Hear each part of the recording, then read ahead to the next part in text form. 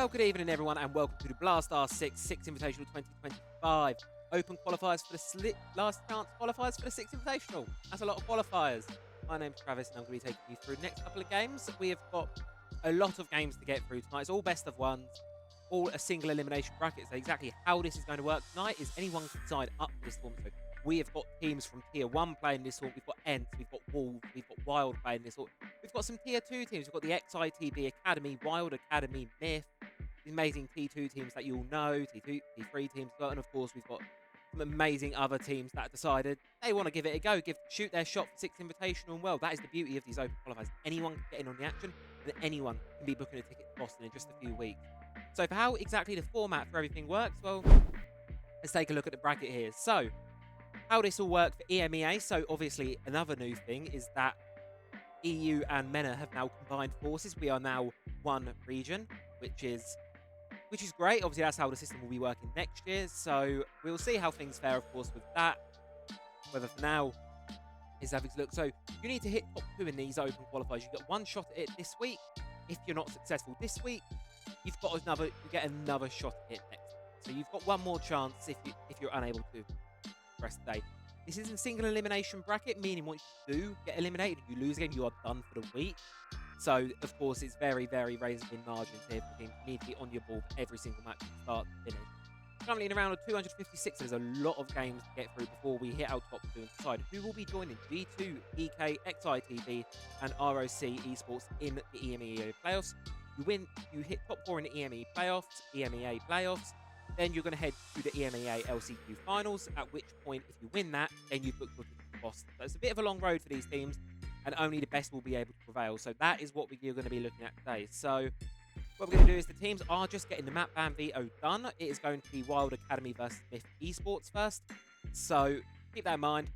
That is going to be our next game coming up in, hopefully, 10-15 minutes or so. So what I'm going to do is we'll toss you all to a quick break because I am doing my observing today, so I need to sort the lobby out and all of that. So be back in a little bit with you all, hopefully, our first game of the day. I'm not sure which map it is yet. Currently, as it stands right now, is Lair, Chalet, or Clubhouse left as our options. You know, we may as well just sit here and wait it out. See which map we're going to be playing through today as the final map. So far, order I don't have on me.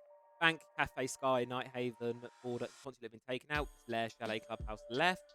Leave the decider will be given to Myth as to pick which map we go on to, and then Wild Academy will be able to choose the starting side for their half. So last couple bits of the ban phase come through now, and of course, it's all best of ones today. Speaking of best of ones, it's going to be Chalet or Clubhouse as our first map. So just going to wait for Myth to pick their choice of which one they'll go to, and then they will toss it to a quick break. 15 seconds left inside our time. Quite nice. So, yeah. For Chalet Clubhouse, very staple maps. I think we're going to be seeing a lot of them over the next few days and the coming weeks. So, get buckle in and get ready. And yeah, we're going to have some great games in Siege. It's going to be Chalet as our map. So we'll be back in 10 minutes or so, ladies and gentlemen. Don't go anywhere. Back to our first game of the night, Wild Academy versus Myth Esports. Wasting time, I don't do toxic. I see you looking at me like she's so sweet. You can do anything you want. And here we are, ladies and gentlemen. Welcome to the LCQ Open Qualifiers for EMEA. As the map bans come through, give me 2 seconds. I'm just putting out a little...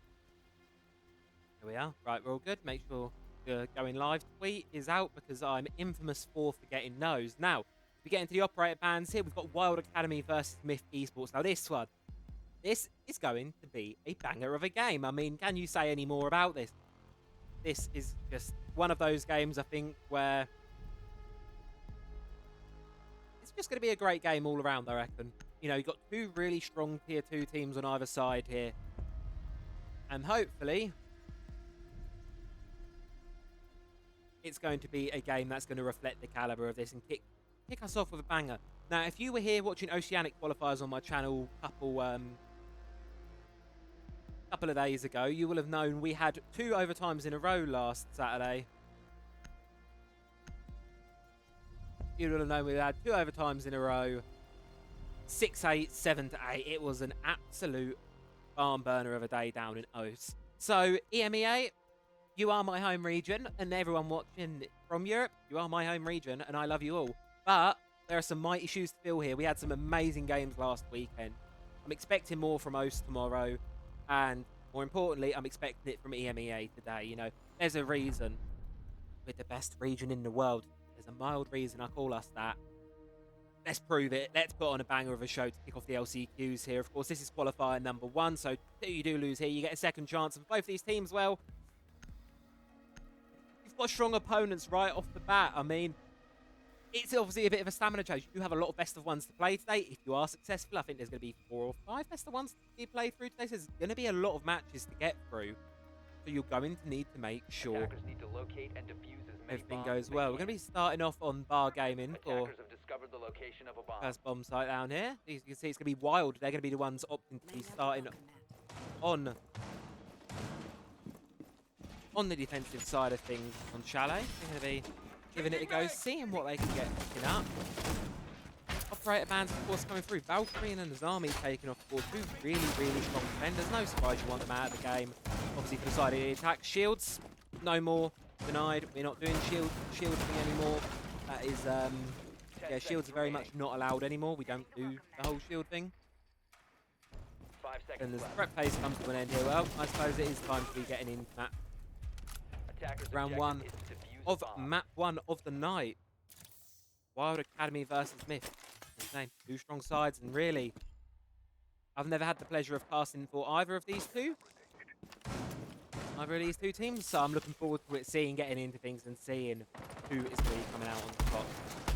Start things off as always on Chalet, very common one. Myth going to be hopping straight into the top floor, trying to secure control. Upstairs for the side of Wild Academy, it's going to be Bimsy. I'm hoping I'm saying that right. BMZ, MZ.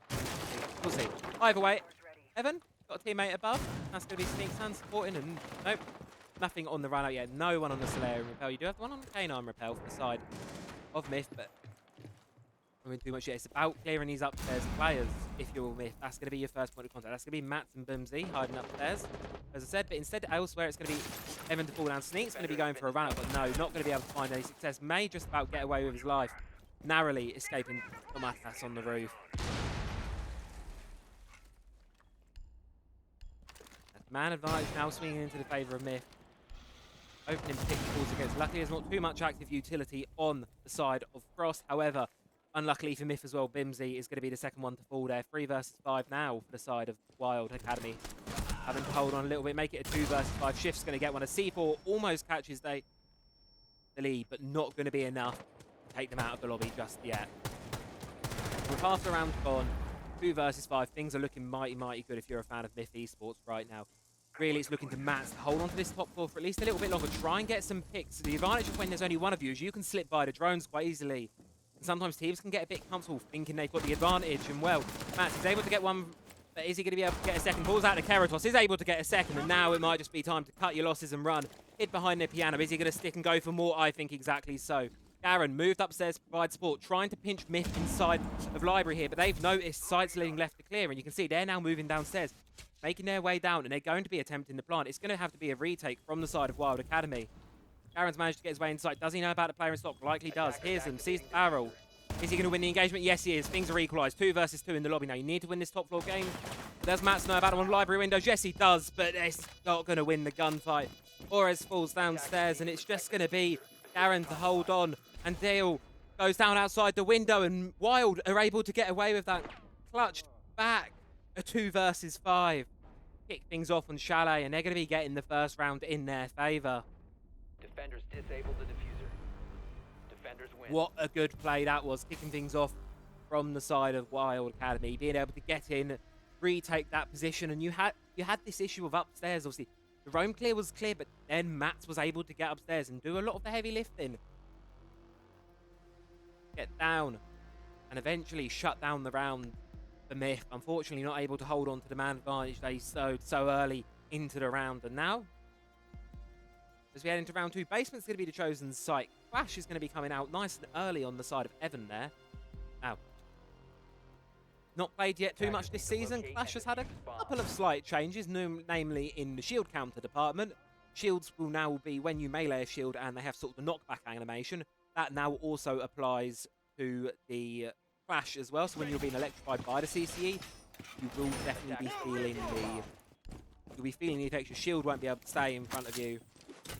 Definitely be feeling and noticing that one. So that's something to keep in mind here. Obviously, no shields on the side of Myth. Instead, going to be opting to Nomad, obviously responding to what just happened in the previous round, where the Romans were able to get away, get behind them. 10 seconds left before insertion. A good bit of response from them. And we'll see how things fare Attackers are moving to the bomb. as we continue into round number 2 here.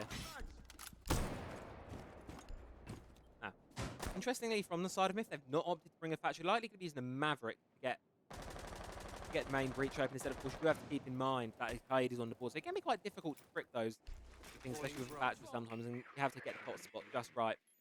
So, Yellow Ping's going to be going out. Side of Myth now know where it is, and as you'll see, Maverick's going to be opening up. That's going to be Shift doing the... Going to be opening up directly onto the Electro Claw. And there you go. Electro Claw's gone.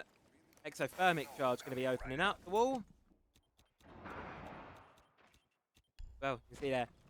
Matt's flicking through the camera, trying to see if they can find anything. Evan, straight onto the breach with the Clash Shield, responding, keeping a presence there, just to keep Myth on their toes. Upstairs, though, players haven't really been contested so far. Sneak and Matt still upstairs, really not having too much of a problem. Well, problems for Myth are continuing. Choco falls Attackers have recovered their on the diffuser. Capital, and that's those smoke grenades. Really important piece of execute utility that Myth have lost quite early on into the round. All things considered, still only a minute in. Over here comes Shift. Might be doing something sneaky onto Evan here. Good. Mantas, here it comes. So you're going to open it up. You're going to know where the shield is, and you're going to spray the shield through the wall. But no, Evan hears Torch, backs off, and isn't going to fall to that one. Side of Myth, struggling to get an entry into this one. I think they're just trying to find an opening, droning out, trying to find an opening. C4, Flimsy is going to be found out. Second Exothermic's going out now. That goes open that wide up. And Wine Cellar's now wide and open, but it's all very much a one-sided push so far from Myth. All 3 of your 4 players are on this sort of boiler wine side of things, so you have to keep that in mind. Of course, if you press a bit later into the round. Now, here comes Garen, holding close, waiting. And for a moment, you can see on the top down here, we've got 50 seconds into this round, and there's still one upstairs. Matt, so you can see here, he's worked his way all the way up there to top floor and mezzanine. Of course, all players of Myth are all together. There's a C4 from Bumsy, going to go on to Shift, and likely here's going to have to come the push. You need to try and shake this Clash out. That's going to be the really crucial part of this. You've got Maverick holds to watch. You've got Bumsy and Garen holding on. So they can just sit. They can just wait. You can see there the outline in the background. It's going to be Matt's on the stairs on the roam, ready to make a flank, but I don't think the flank's going to be needed. 5 versus 2 advantage now for Wild Academy as Garen gets a triple kill for the round. Matt's closes it out, and Wild Academy explode.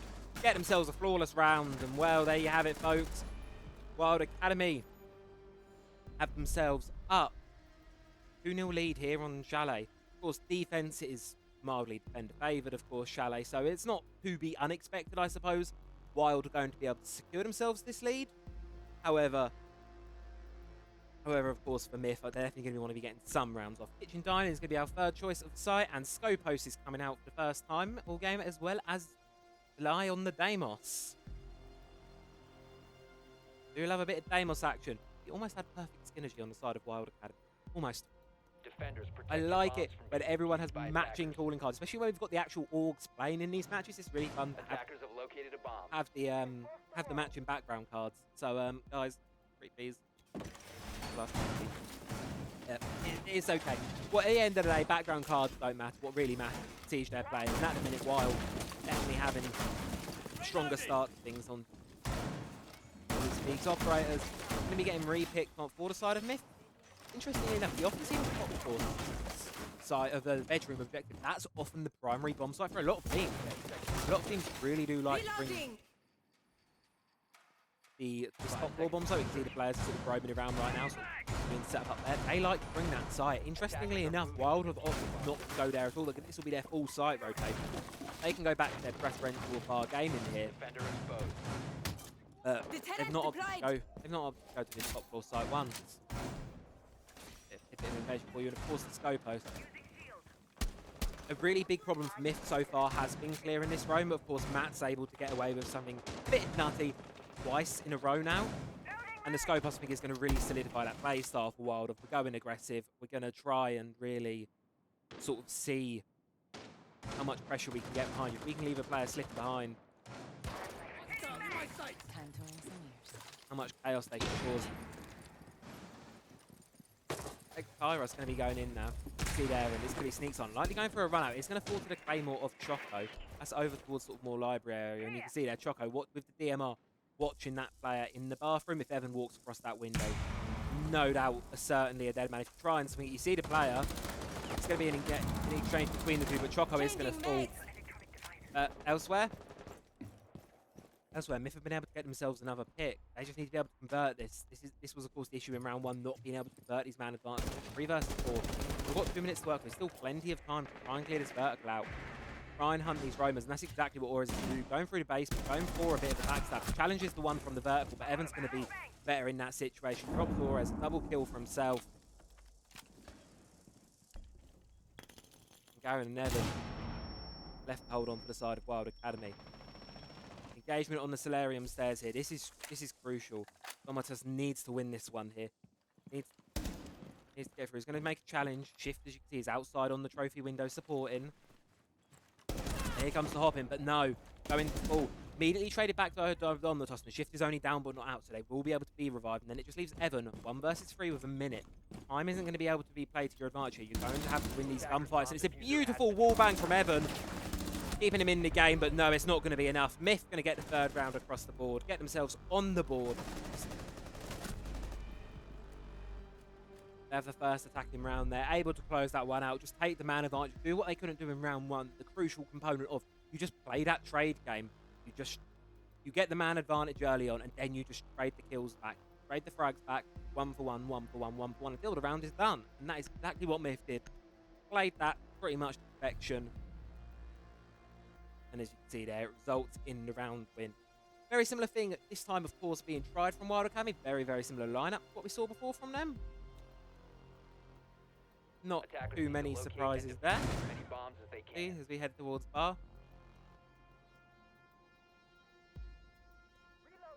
Well. Attackers have located a bomb. Okay. Hold on, is that what I think it is out of the Qualifier? This is entirely irrelevant. But as you can see, we're going to just take a lovely pic for this. As you can see, there's Christmas trees on chalet now. I didn't know this was a thing. That is amazing. It's beautiful. Take a look at the Christmas tree. I know we could be watching the setup right now, but let's just have a quick 360 of these Christmas trees. Okay, we'll go back to the game now, because I do actually have people watching this game. So there is, of course, Puffo Bob, who I believe is streaming this on the actual official Myth channel. 5 seconds remaining. Twitch.tv/Myth_NL, I believe. I believe they're in Auckland, the Netherlands. The NL, I believe. And I believe FMAV is also streaming this with his own Twitch in Turkish, I believe, as well. So, back of course to the game at hand, obviously, so we do have a clean feed, so I'm not going to spend too long staring at the amazing Christmas trees. Thank you to whoever from Ubisoft has done that. That's made my evening. I mean, obviously the game will hopefully make my evening, and obviously, something fair, but round 4 now. Matt's playing library, so just drop it out quite early on, able to get 40 seconds off the clock. Not a massive amount of time wasted trying to clear that library, but decent start, as you can see. Not too much drone presence really left from the side of Wild Academy. It's just going to be Matt's at the top of the library stairs here. The only real presence left on the top floor. Flashes are going in, but none of them are going to be successful. However, that frag grenade is also not going to be successful. Going to just fall short of the deployable shield. This one, however, on the other hand, that's going to finally take the shield down. Matt's position is a bit more challenging now, but as you can see there, Bumsy's worked his way up the top of mezzanine. He's going to be playing the mirror window on the library. Perfect operator for it. You can stand right in front of those flashbangs with the warden. To absolutely no effect. It's just going to be continual hold here on the top of mezzanine.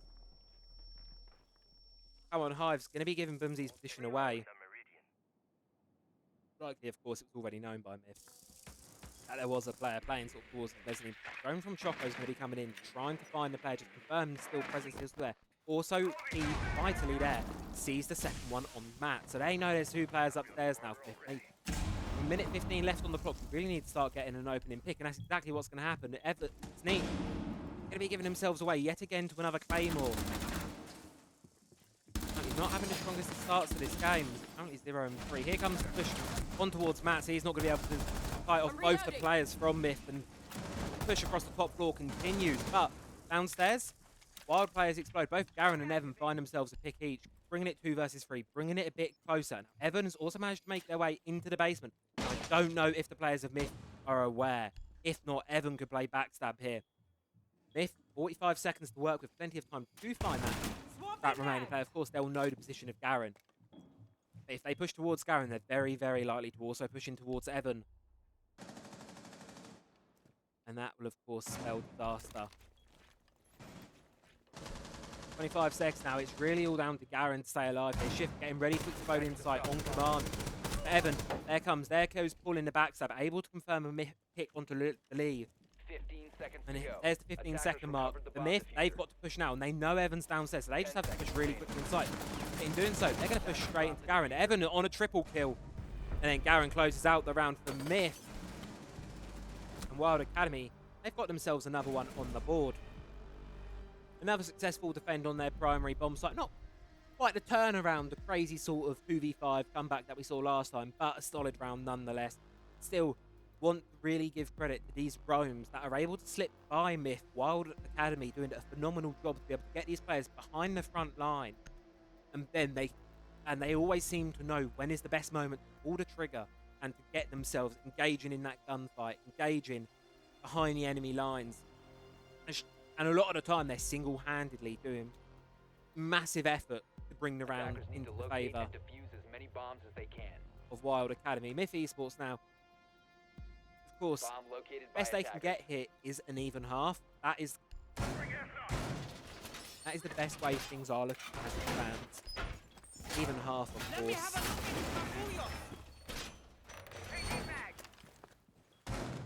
All they can hope for Wild Academy, they're going to be hoping for some more. Got a feeling some more might be what we're going to see. That'll continue, of course, on the objective. Well, 10 seconds remaining. as I suppose you would expect to see. 5 seconds left before Reloading. insertion. Dread mine on. Attackers are moving to And then defuse. Jammer. here it comes. Round 5, penultimate round and a half, of course. On Chalet. Myth really not been able to have too much success so far. Gonna be giving this basement another go. Mute this time being brought to deny the hard breach, which is a lot easier to deal with. I mean, when you're bringing the Maverick, those trade cores, they'll only burn a couple of extra seconds anyway, and the mute jammers have a lot more utility outside of the walls. So, in my opinion, it's quite a good choice to bring the mute over the Kaid, obviously, because you've got a wider sort of use of that utility. You can deny Dame, or you can deny Doki, of course, two very powerful operators that are available in this matchup. Not being fought too much by Myth so far, but they are available, they are on the table, should it go that way. Now, Sneak. So far, sort of this match has been very much, I'd say, a victim of over-aggression. Getting twice so far has fallen to Claymores. Obviously, isn't quite the way you want to be going, but then you always need someone to be applying pressure. Worth just keeping an eye on there. Garen. Winestead are going to be taking a bit of damage. Still got so many players upstairs all wide. You've only actually got one on the objective themselves. If Myth realises they can very quickly push. Evan does have the vertical, but if you've only got the one, if you're able to take Garen down, you've only got the one player on site. It's not going to mean too much vertical. You can just brute force your way through that. Matt is playing a bit closer. I've rotated round sort of onto the master stairs, or main stairs, sorry, just to try and give a bit more pressure the way going against Wild, but for the time being, 5 versus 5 and Wild Academy are continuing to just hold on. Minute 15 now. The Myth make move, and again, it's going to be this, trying to get this crucial early opening. No clash to deal with this time. Obviously, clash was quite a deciding factor the last time this basement bomb site was played, but again, speaking of the basement, there's not really anyone on the basement. Still for the side of Wild Academy, you've still got 3 players upstairs. And it seems like this roam clear has all but been abandoned for Myth Esports. Whether there's tracks things, of course, the league does have this west main stairs under watch. But there's already players. A bit of a spray through, and Evan's going to fall through the smoke. Shift, able to get the pick, and now going to be getting the kit down. response is going to be needed from Wild Academy. Well, Garen makes an attempt and it Boomsy drops. Explosion, and Wild Academy so far coming out on top of things. 3 versus 2 now, just Choco and Dali left to hold on. And all they need to do is wait. Track Stingers are going to be able to cover a lot of the backwards pressure. But unfortunately, gunfights just seem to be going the way of Wild Academy. We've got 3 players all left on low health in the lobby, and the position of this last player of Myth is known. Choco's going to have to make a move here. Try and stop the player counter defusing. But I don't know if they're going to be quick enough. Able to get one. Choco, mate, on a double for the round. Also able to get the Mozzie. Catches Sneak, sprinting and well. It's a clutch up. Just barely. Myth able to hold on to that one. Good post-plant play. They get themselves the second round on the board. An ever so needed second round at that. Dining, all rotation made through. But of course, Wild again not really opting to use that top 4 bomb site at all, really. They're not opting to do it whatsoever. Instead, opting to bring on their own side rotation. And now Chalet, of course, this is a map I think that have stats for the qualifiers. Unfortunately, not quite. Attackers need to locate and defuse bombs. Not quite that advanced list. I don't unfortunately have any stats for anyone in regards to who is on top of things. If I just refer back very, very quickly to the EU League, give me 3 seconds here.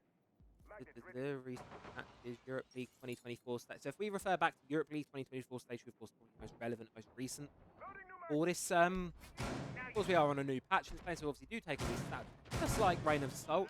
But Chalet was by far the most popular map in Europe, and it was very close to 50-50 defender favour. So while they've got the benchmark, they've got the 3 defensive wins. Objective is to defuse a bomb. Defender exposed. But they've not been able, and obviously they'll be looking for Myth. They're going to need one if they want to hit the benchmark.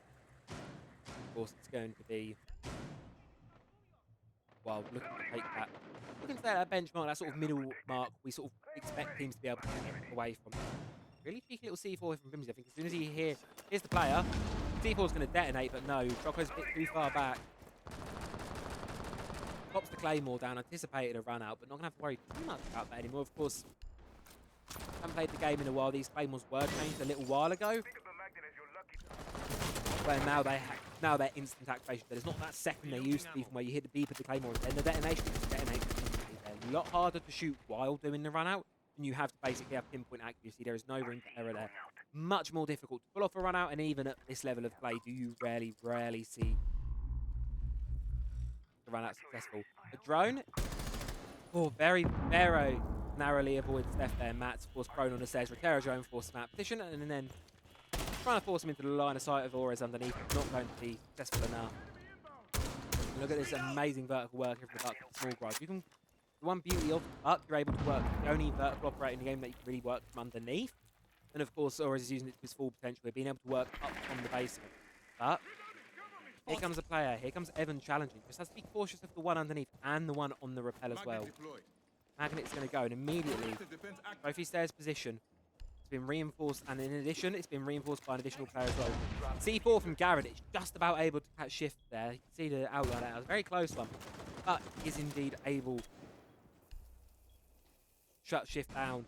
Wild Academy get the opening pick, and interestingly enough, a lot of the rounds so far have lost track of it. But Myth have been getting the opening picks for these rounds, and Wild are still not in favour. Raising our defensive. Just as the Ready. so.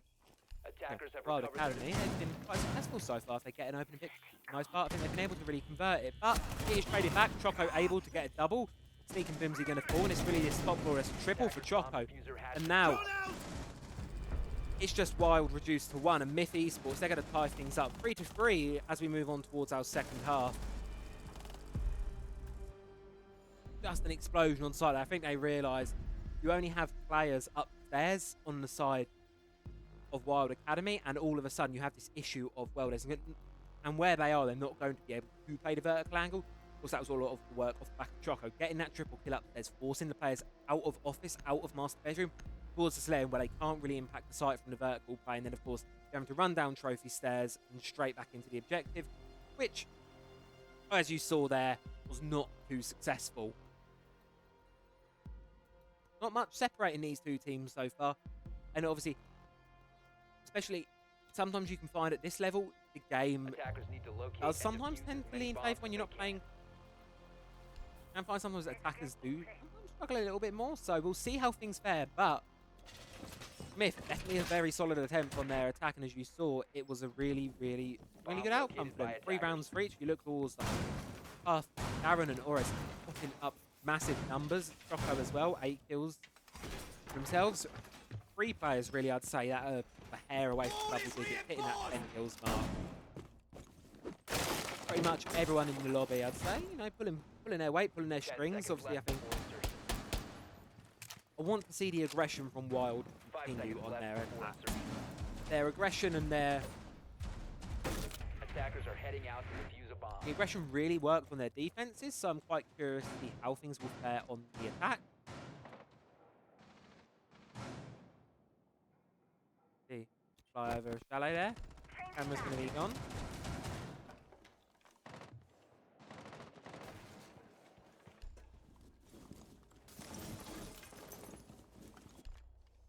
Alright, holding on upstairs in this library position. And the benefit of playing this scope post as well, you can just go away at a moment's notice. Opening pick does fall in the favour of Wild Academy. Again, they weren't quite able to convert it. Whereas looking to challenge this player onto the roof, a massive amount of damage done to both Sneak and Auris, but Sneak's going to be walking away worse for wear.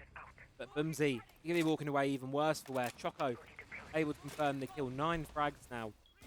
Sort of come alive these last few rounds, really putting up some high numbers. Auris continuing to waste time on this top 4, being a bit of a pain in the backside for Wild Academy. It's something that they really, crucially need to clear out. I'm not quite sure where the idle shell is. Of course, you can swap between the two, and now the pressure of Deathmark Crackers coming in. This is a good opportunity to sort of run away. You can see Evan there, coming through gaming room hallway. Drone's going down.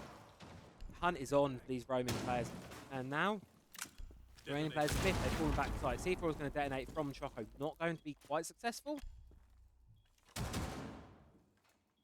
Holding on.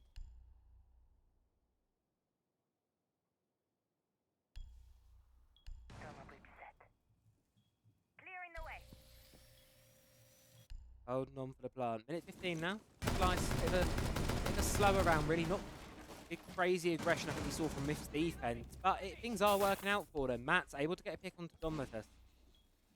4 versus 3. Advantages going in the favour of Wild Academy. That fragment could be problematic. It's going to bring Choco to a sliver of HP. Evan's going to finish them off. 4 versus 2. Advantages extending for Myth Esports. Someone on that side is going to need to do something now. And well, Auris starts that. Is able to get one, able to turn the 1 versus 4 into a 1 versus 3, but with Death Mark on the way, low health, not long for this server. Mats confirms the kill, finishes the round off, and it's going to be Wild Academy get themselves the first attack.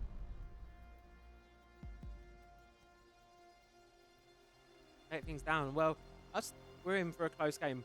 Our game is going to be opted now, not going to be re-attempting that basement bomb site. I think the players of Myth decided just not going to give that one another go. Instead, going to be trying for a very interesting combination of operators on the side of Myth, the Thunderbird, a Dokken and Oryx. To me, that screams roaming. To me, that screams aggressive plays. And we're going to be tanking a lot of damage. We're going to be trying to heal it. Not two operators, to be fair, you don't see very, like, all too often. Of course, got MP5 ACOG is able to tear through anything. One of the strongest in the game with that scope. Thunderbird, she's bringing one of the few assault rifles that are available on defense in the Spear 308. Not a totally outstanding gun, but with the new buff to her clone station, where they'll regenerate you to full health over time, becoming a viable alternative stock. And of course, Shift. Rain on the Oryx, an operator able to get from A to B, from bottom to top, any of the map very quickly. An operator that can be very, very difficult to play against. You have 4 Claymores on the side of Wild Academy. You can see at the top there, they're able to opted to bring 4 of them, but no real nomads or gridlock to sort of deny these flanks properly. No dedicated primary ability to be doing so. So we'll have to see how that one plays out. Of course, it's no surprise that Myth, most players are going to be all over the map, like peaking aggressive angles, and I think going to be trying to get some really, really early engagement. actually plays Wild Academy off guard. Then immediately shifts his setting up, and here's the repel. Not going to be able to get any frags out of it. Instead, going to run down to the basement, separate themselves from that position, and of course, the players of the side of Wild Academy. We're very cautious of these runouts. No surprise that Gary is immediately getting those claymores down. You can see 2 of them are already active. Going to be going out, and really, it's all about clearing this top floor now. Or is actually bringing the P90 instead of the M5. I said a minute ago how important the MP5 was. And this is likely why this health strategy here. They want to tank this position here in library that Orez did. It can be very, very difficult to hold at times. You get a lot of utility thrown your way. That's probably where all of the healing utility is coming in. You've got the stim, toner stations. Really, really vital for these rounds. And speaking of vital, opening pick going in favour of Wild Academy. Dominatus is going to fall.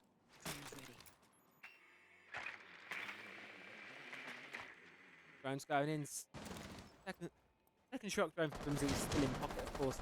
No more actual drones, and keep in mind there, top left of your screen, there's only 4 more drones available for the side of Wild Academy. The only problem is falling away quite quickly. Of course, these Rotero drones are going to be going in, likely going to be clearing out. Trying to clear this player out on library stairs, and of course, that's going to be Shift holding on. Okay, Orez is upstairs as well. In library, trying to hold on, but not going to be able to do so for long. Orez now left in this really difficult position with a lot of guns watching him. You're going to have to try and take down as many as you can, and unfortunately, that's going to be 0. Evan closes it out, and it's a flawless round for Wild, just exploding from that second sort of east side roam clear, just able to push across the entirety of the map. And Wild are able to string 2 consecutive attacks back to back. Not only that, that was a flawless one. They bring themselves 1 map away from that, 1 round away from match points, sorry. And if you're a Wild fan or a Wild Academy fan, things are looking good for you. Things are looking very, very good for you. Well, kitchen dining going to be... Teams really opting to spray away, which is a very stark contrast to what we saw in OS. Maybe it's just a bit of OS spice, but the top floor site was quite popular over the weekend, sort of last weekend in OS. And just while we're here and sort of, you know, having a look over the whole thing, and we've got sort of players to have a chat about things. How the format works, of course, is it's a single elimination best of 1 for those of you just joining us. Single elimination best of 1, you win, you progress forwards. You lose, you're unfortunately eliminated for the week. Top 2 teams from EMEA, the top 2 teams of this qualifier played over tonight and tomorrow night, will be making their way through into the closed qualifiers, where they'll be playing against the highest teams in EMEA with the highest SI points. I believe that's G2, XIPDA, ROC, Esports, Playday Esports from MENA. EU and MENA merged EMEA, hence now you'll be playing each other and all of that. In terms of, we will put this out there now. If you'd like, please do go in discord.gg/BLAST R6 or !Discord in chat. All of the other community casters there, I believe there's about 10 streams going. There's a lot of games on, and all of them, not all of them, a lot of them are being covered, especially as we'll press further into the book. Fortunately, I won't be able to do tomorrow, and it's pretty dangerous. That is very, very dangerous. Matt's going to fall to a very cheeky shotgun play from Dominatus early on. Opening pick for the first time in quite a few rounds now. He's going to fall to the weight of Myth. Bumsy left to respond, but unfortunately that player is long and gone at that point. Upstairs from Myth, you've got quite a few players holding on. Still to his top 4 presence, of course only a minute into the round, so no surprise, it's not really been fully cleared for yet. Interestingly, below though, you can see Evan on the Amaru. Arrow hooked ready, and I've got a feeling Evan might be making a push up. Here it comes. Here comes the shotgun. Sneak's going to be able to just narrowly get a kill elsewhere. Evan exploding into trophy, able to confirm a kill, but you've got this issue of the player on the trophy stairs. Magnets can only save you from so many flashbangs. Unfortunately, Orez is going to be fully blinded out. Diffuser's going down for Wild. And then retake is needed to happen. Vertical control is still very much in the presence of Myth. But Wild, they have control over the site itself. And he doesn't know about the one close. Evan going to be able to confirm a kill. That's the 12th one for this game. Just need to clear the vertical out now. Going to be baiting this plant position. Up left, Choco and Dali to hold on to things. In minute 20. Choco attempts to retake down through trophy stairs. Is it going to be read out by Wild Academy? UMP 45, not good for the kill. Diffuser is down. And it's left for a retake from Myth 4 versus 1. MPX, unfortunately, not able to do a lot of damage at the long distance, and Garen's just going to swing in from behind the trophy cabinets, close out the round, and Wild Academy they get themselves another very, very successful attacker. Now, if you were Myth, this is where you pause the timer, hit that timeout button, hit the button, and take a pause and say, right, what is going on? Why aren't things working for us? You just lost 3 consecutive attacks. A fully successful site rotation for the side of Wild Academy. And this is a single elimination. You know, to reiterate the point I made a minute ago, this is a single elimination bracket. Should you lose here and now, your chances for this week are done. Unfortunately for this week, you are out. So if, obviously, if you are on the side of Myth, you know, sometimes bracket draws do work this way, where sometimes you will get a strong opponent from the start, and unfortunately for both these teams, really, that is how the dice has rolled this time. They've got very strong opponents off of the back of things. And Wild Academy fast fire, especially on these attacks, impressive. And will definitely be a team to keep an eye on. Of course, you know, there is the elephant in the room. I'm not going to pretend it's not there. You will have to beat T1 teams at some point if you're going to qualify for it. I believe there's at least 4 of them playing in this qualifier. Or I believe there's 3 of them. Honestly, I'll be honest, I can't remember. There's a lot of T1 teams playing this qualifier. Odds are you will have to play against them and beat them at some point if you want to be progressive on.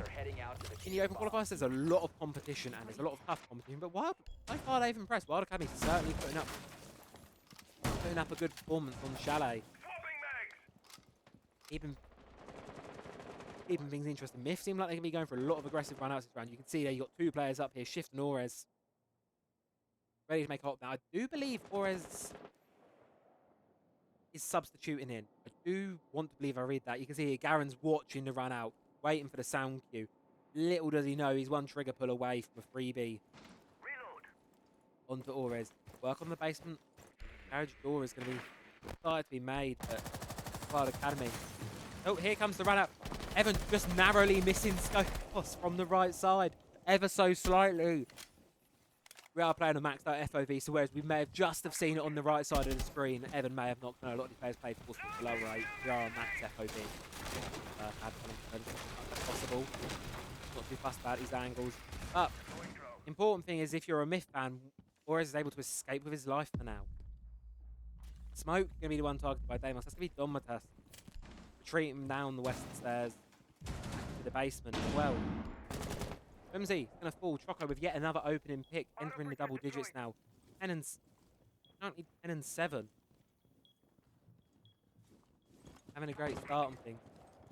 Using this secondary Scopos shell as sort of a deployable shield that you can see as a portable middle of the site mirror window. Of course, both play mirror window. Drone can be given away, or is his position for them? Pretty much all part now. All of the players of Myth have fallen back down to the basement. Gray's going to be coming through. Matt's looking to see if they can get anything going from above. Sneak as well. And the pressure is mounting. Myth got a minute left to hold on here. 4 versus 4. Need to try and make something happen. Get themselves the opening pick. Or is this going to be tucked away here in blue? Bottom of the stairs. Does Matt know? And this is the pressure of if you can focus Matt's tunnel vision and know you're going to hear the drone instead, or is it just going to hear the drone and run straight up? Bringing man advantage back towards the side of Myth. Wild Academy, 35 seconds left on the clock. 3 versus 4. Try and make this basement attack work. Fortunately, front door isn't open, so you're just going to have to brute force your way through probably main stairs and French at this point. But it's a double for Garen. Domitas is able to confirm one of his own elsewhere. But the player by the front door is held on. Smoke, Toxic Babe is going to drop Garen out of the lobby, and it's just 1 versus 1. The Lee and Evan left to decide whether we will have any more rounds. Diffuser is in no man's land. Lee is going to have to hold on. Try it and just hide. Play time. Will Evan even get close enough? No. Facing the wrong way. And well, there you have it. Myth get themselves around. A much needed one. The first of their defense. But if they're going to want to avoid overtime, they're going to need to hold on.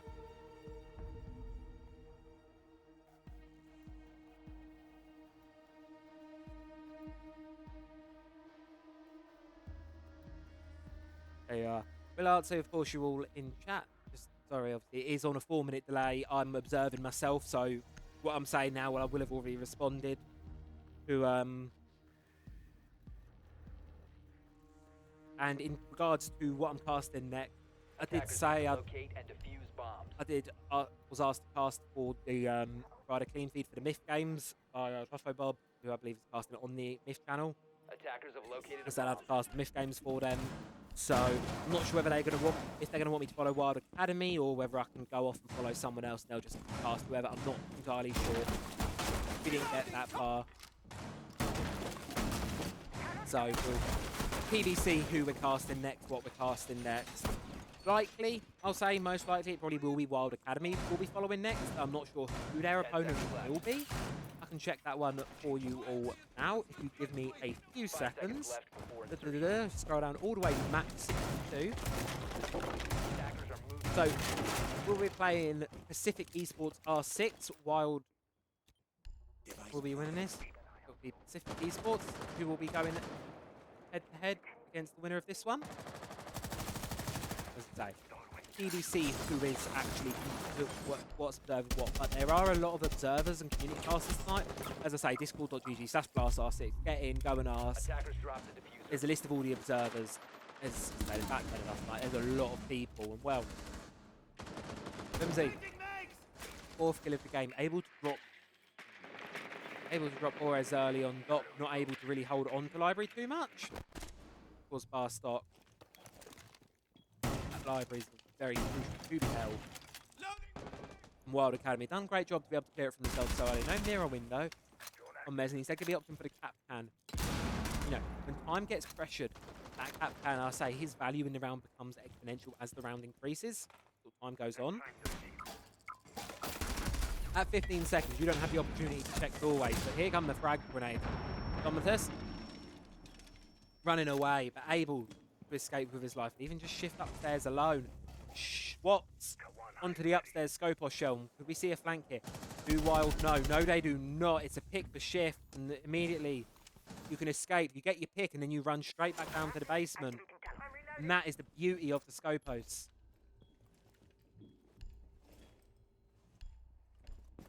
That is the beauty of it. Just get the pick, and you can run away, and look at this.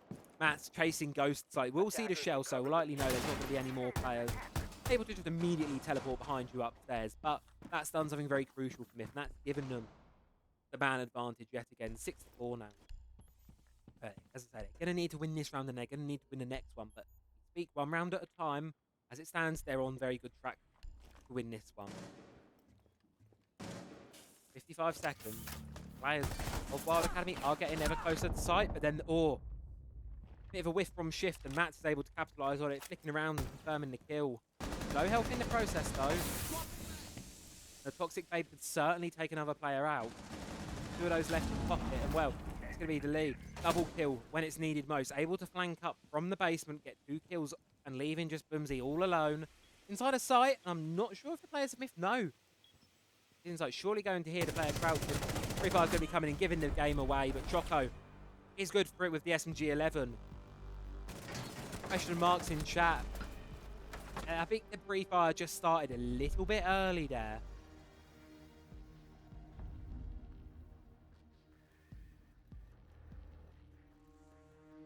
Free Fire is just a little bit early, unfortunately, on the Ash. One round away from overtime, and I did say at the start of this, I wanted to see some overtime. I saw it so much in Oath over the last weekend. I'd love to see some more of it yet again. We may be on our way there. 6-5, 1 round away from overtime. Wild able to string 3 attacks together in a row, followed by 2 successful defenses consecutively from Myth. Of course, for Wild, it's an opportunity to close these things out in regulation. It does not matter in regards to the bracket. Obviously, a win is a win, whether it's 7-8 or 7-0. So a win is going to be a win regardless of the outcome of these things, of course. Really, it's as I say, it's a bit of a stamina game more than anything. There's a lot of games played tonight. I'm not quite sure what we are playing up to. So we will be playing 4 best of 1s tonight. We'll be playing round of 256, which is what we're playing at the minute. Round of 128, round of 64, round of 32. And then tomorrow, round of 16 through all the way to time. So we'll be playing 4 best of 1s today. With these teams, it's not the longest play they've ever had, no doubt. But I think when you're on these margins, especially of, you know, you've only got 2, you can only afford 2 losses. You can't even afford. You can only afford one loss in open qualifiers. If you lose this week, you have to perform next week and get to progressing further in the LCQ. So it is very razor-thin margins for all the teams, which obviously is a lot of pressure. Obviously, you know, it is invitational. If you know Siege, you've heard of the Six Invitational. It is the biggest, most prestigious Siege competition there is. You're going to want to do everything in your power to make it. Be able to play there in Boston, compete against the very, very best in the world, and have that chance at lifting that hammer. But for the time being, at least, it's a long road to Boston. And for these two teams, it started here on Chalet. Opening pick, yet again, going in the favour of Nick. A very cheeky run out from Shift, but not going to be able to find anything. Oris' position going to be pinged out. Frag grenade's going to force him right out of position. Unfortunately, the player playing trophy window isn't able to quite pick up the kill, but I think Oris wants to try and fight it back. That's, of course, Damus there on the sneak. Getting lit up, I believe that's from the objective. They know about the player trophy says they need to do something to clear them out. That's, of course, the focus currently of Wild Academy's push. But Toxic Babe's making it very, very difficult here. Ores doing a beautiful job, even if he's not been able to get any frags. He's been able to burn time, which is crucial. Very, very important. Of course, as a defender, time is probably one of your most precious resources. That clock hits 0, you're going to win the round. All you need to do is hold on. Ella, targeted by the Damus. That's going to be a delay. Delay. Forced down.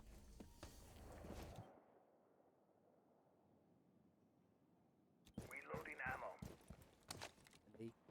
I honestly don't know. I'm awful with names. I really do apologise. Anyone watching this back if I'm butchering names.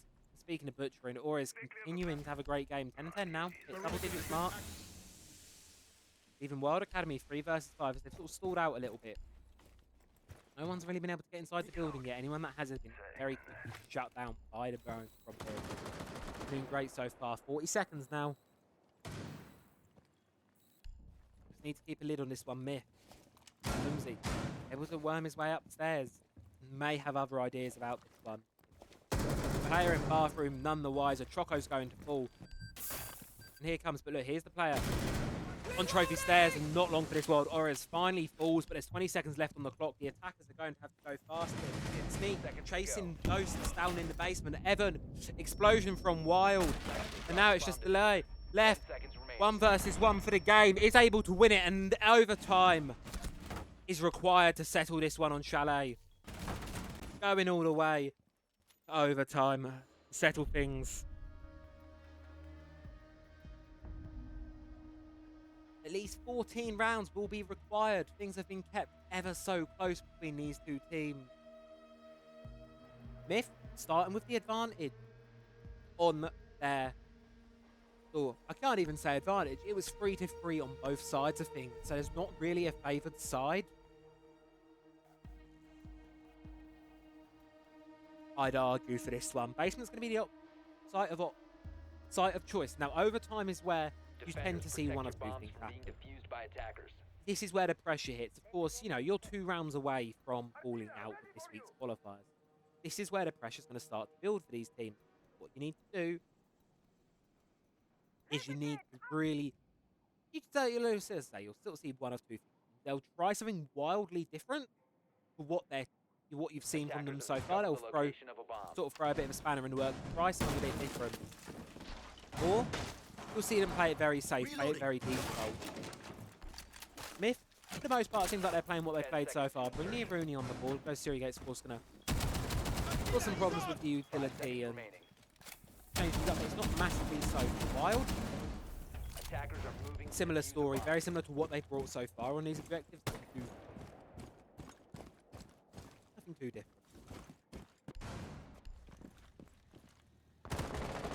And it's an early pick from Sneak. It was just a run out from Shift there, trying to get something going. It worked previous round for Myth, but unfortunately, it's not going to be quite the same in overtime. Shift's going to fall. Open advantage, and again, it's the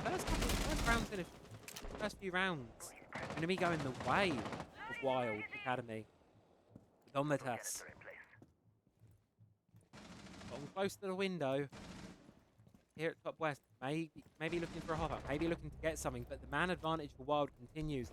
Reload. And this is where if you are on the test, there you go, able to get Garen, make sure that man advantage only stays for 1, but it's not going to stay at 1 for long. Sneak. 4 versus 2 now. Got a player upstairs and a player in the basement. Falls Ores at any moment can go down. But here comes the death mark tracker. And Sneak, gonna know where, and it's gonna be vertical. Beautiful from Sneak and a triple kill. Had a quiet start to this game, but it's really warmed into things over the last couple of minutes. 8 and 8 now. Gone down from, I think it's fair to say, a fairly lackluster first half. Choco, position is marked by the death mark. The entire team, and it's going to know where the call-out's going to be coming through. And you're going to have to win 4 consecutive gunfights here. Unfortunately for Choco, going to win none of them. Wild get themselves up onto match point yet again. We saw it a minute ago.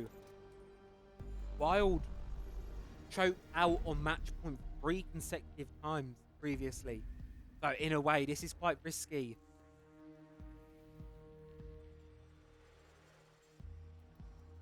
This is a very, very risky one, of course. Wild, they've had their chance at match point. They've now got 2 of them to try and take things over the line. The clash worked for them quite well the first time they defended basement. So if you're a Wild Academy fan, I think you'll be hoping the clash works out yet again. If you're a Myth fan, well, I hope you're going to be hoping they've got something different up their sleeves to make this pack work both times.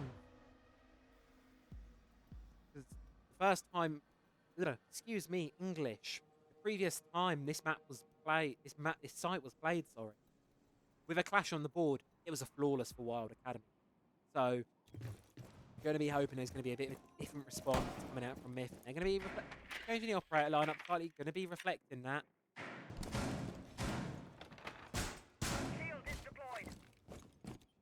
And we will see how things go. By the way, if there is anyone, obviously, as I say, I'm not entirely sure who we are following next. I will obviously be checking, but I know a few of you have been popping links to teams in the chat, so if you know, I'm told I can go off and do what I might do my own thing. I will be probably following whatever's put into chat. I'll be taking questions at the end of the day. I won't be following a specific team through these qualifiers. I just like to sort of get a bit of a feel for everyone, wave my face around a little bit, say hi to everyone. Because, second time doing this. For a lot of time, it's first time casting a lot of these teams and a lot of these players, and so we like to have a bit of variety in who we're watching, and of course we can see, sort of get a general picture. I think that's kind of what I want to go for, just a bit of a general picture of who might be doing some surprises, who might, who's surprising, good expectations, and is everyone living up to expectations? Of course, that's the question. Well, as I said a second ago about surprising for expectations, you can see there for the first time all match, I believe, we've had a shield brought out. Dominus down there on the blitz. One we've not seen really brought too much, and the Wild Academy have really quite subdued defense compared to what we saw from them in the first half of the game. Only really got Sneak, who's upstairs, who's not gone outside for a crazy run out. I think the right call to sort of rein it in a little bit, play it a bit safer, and do what was working well for Wild in that first half, which was wait for the moment, pull the flank, and just play really, really passively until then, or at least have one player playing passively until then. Normally have a second player up there sort of diverting the attention elsewhere, just to kind of try and keep that player who's playing passively out of the minds of the opponent. That isn't going to be what we're seeing here. It's just going to be Sneak alone upstairs. And will Myth realise they're unaccounted? Attackers have located a That is bomb. the question. Minute 19 now. Push towards site is slowly going through. An exothermic, well, that's not going to be delayed for much longer. The final Zoto canister has been spent. So there you go. The exothermic will be wide open.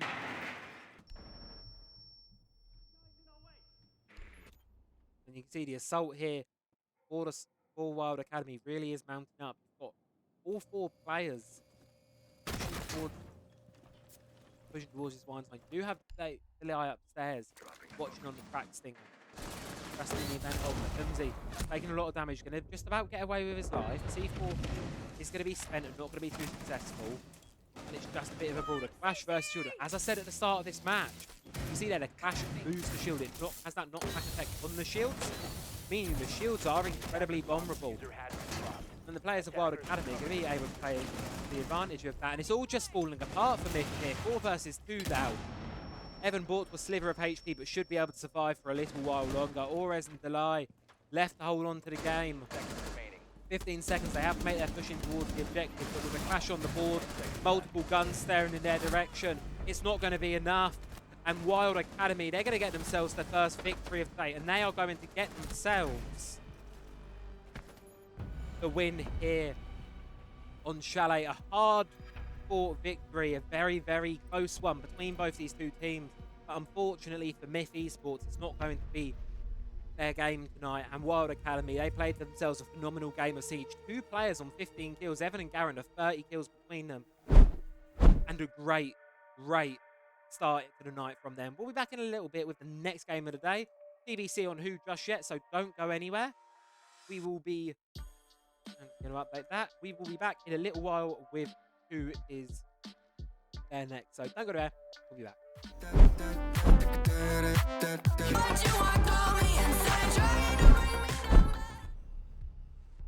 And welcome back, ladies and gentlemen, to the BLAST R6 Six Invitational 2025 Last Chance Qualifiers. We are here live with Wild versus Voltage Gaming, who so far have had quite a good result. Obviously, both teams now making it to the round of 32. Of course, you're going to need to be making it to the grand finals if you're going to want to be qualifying through and getting yourselves into the EMEA playoffs. Up till this point, we're just going to have a quick look back through the bracket as the map operator bands start coming through and seeing who's beaten who to get to this point. So, for Wild, they have beaten Saint Speedboat and Bon Voyage, who I think a lot of you will know. Bon Voyage, obviously quite a formidable tier 2, tier 3 side. 7-4, Wild won that one. Voltage, they had a 5-7 victory versus Agonetta, I believe. Are you saying that one? And then they had a 7-0 victory against W Lobzit to close out their second match of the day, and this is where they find themselves up against the Goliath. A real David versus Goliath battle, if you like, here. Of course, Wild EU team in the tier 1 side that definitely should have shown, you know, a lot of improvement since their entry into tier 1. If you may flick over to the oh, I do apologise, we're still on not finished updating the overlay for the previous game. Clubhouse, submit, refresh that. Nope, it's saying we've got scores for both teams, which is very interesting. Okay, well, I guess both, if I just mark that as that way, both have that. I do apologise for this, just trying to sort some overlay things out. But Defenders, protect we'll your see if bombs. that, regardless, Wild have had a few roster changes since we've last seen them play. Of course, you may know of, you'll obviously, well, excuse me, my English, but obviously a lot of you will know Wild from EU League. And you know that they had a pretty promising stage 2. They weren't quite able to make the major, but were very much almost there. So they're definitely a very formidable side, and I'm hoping this is going to be a good game we've got on our hands here. Attackers I'm just having a quick look, of course, to see who 10 for seconds Wild. left. Do apologize. You had them think at the start of the game.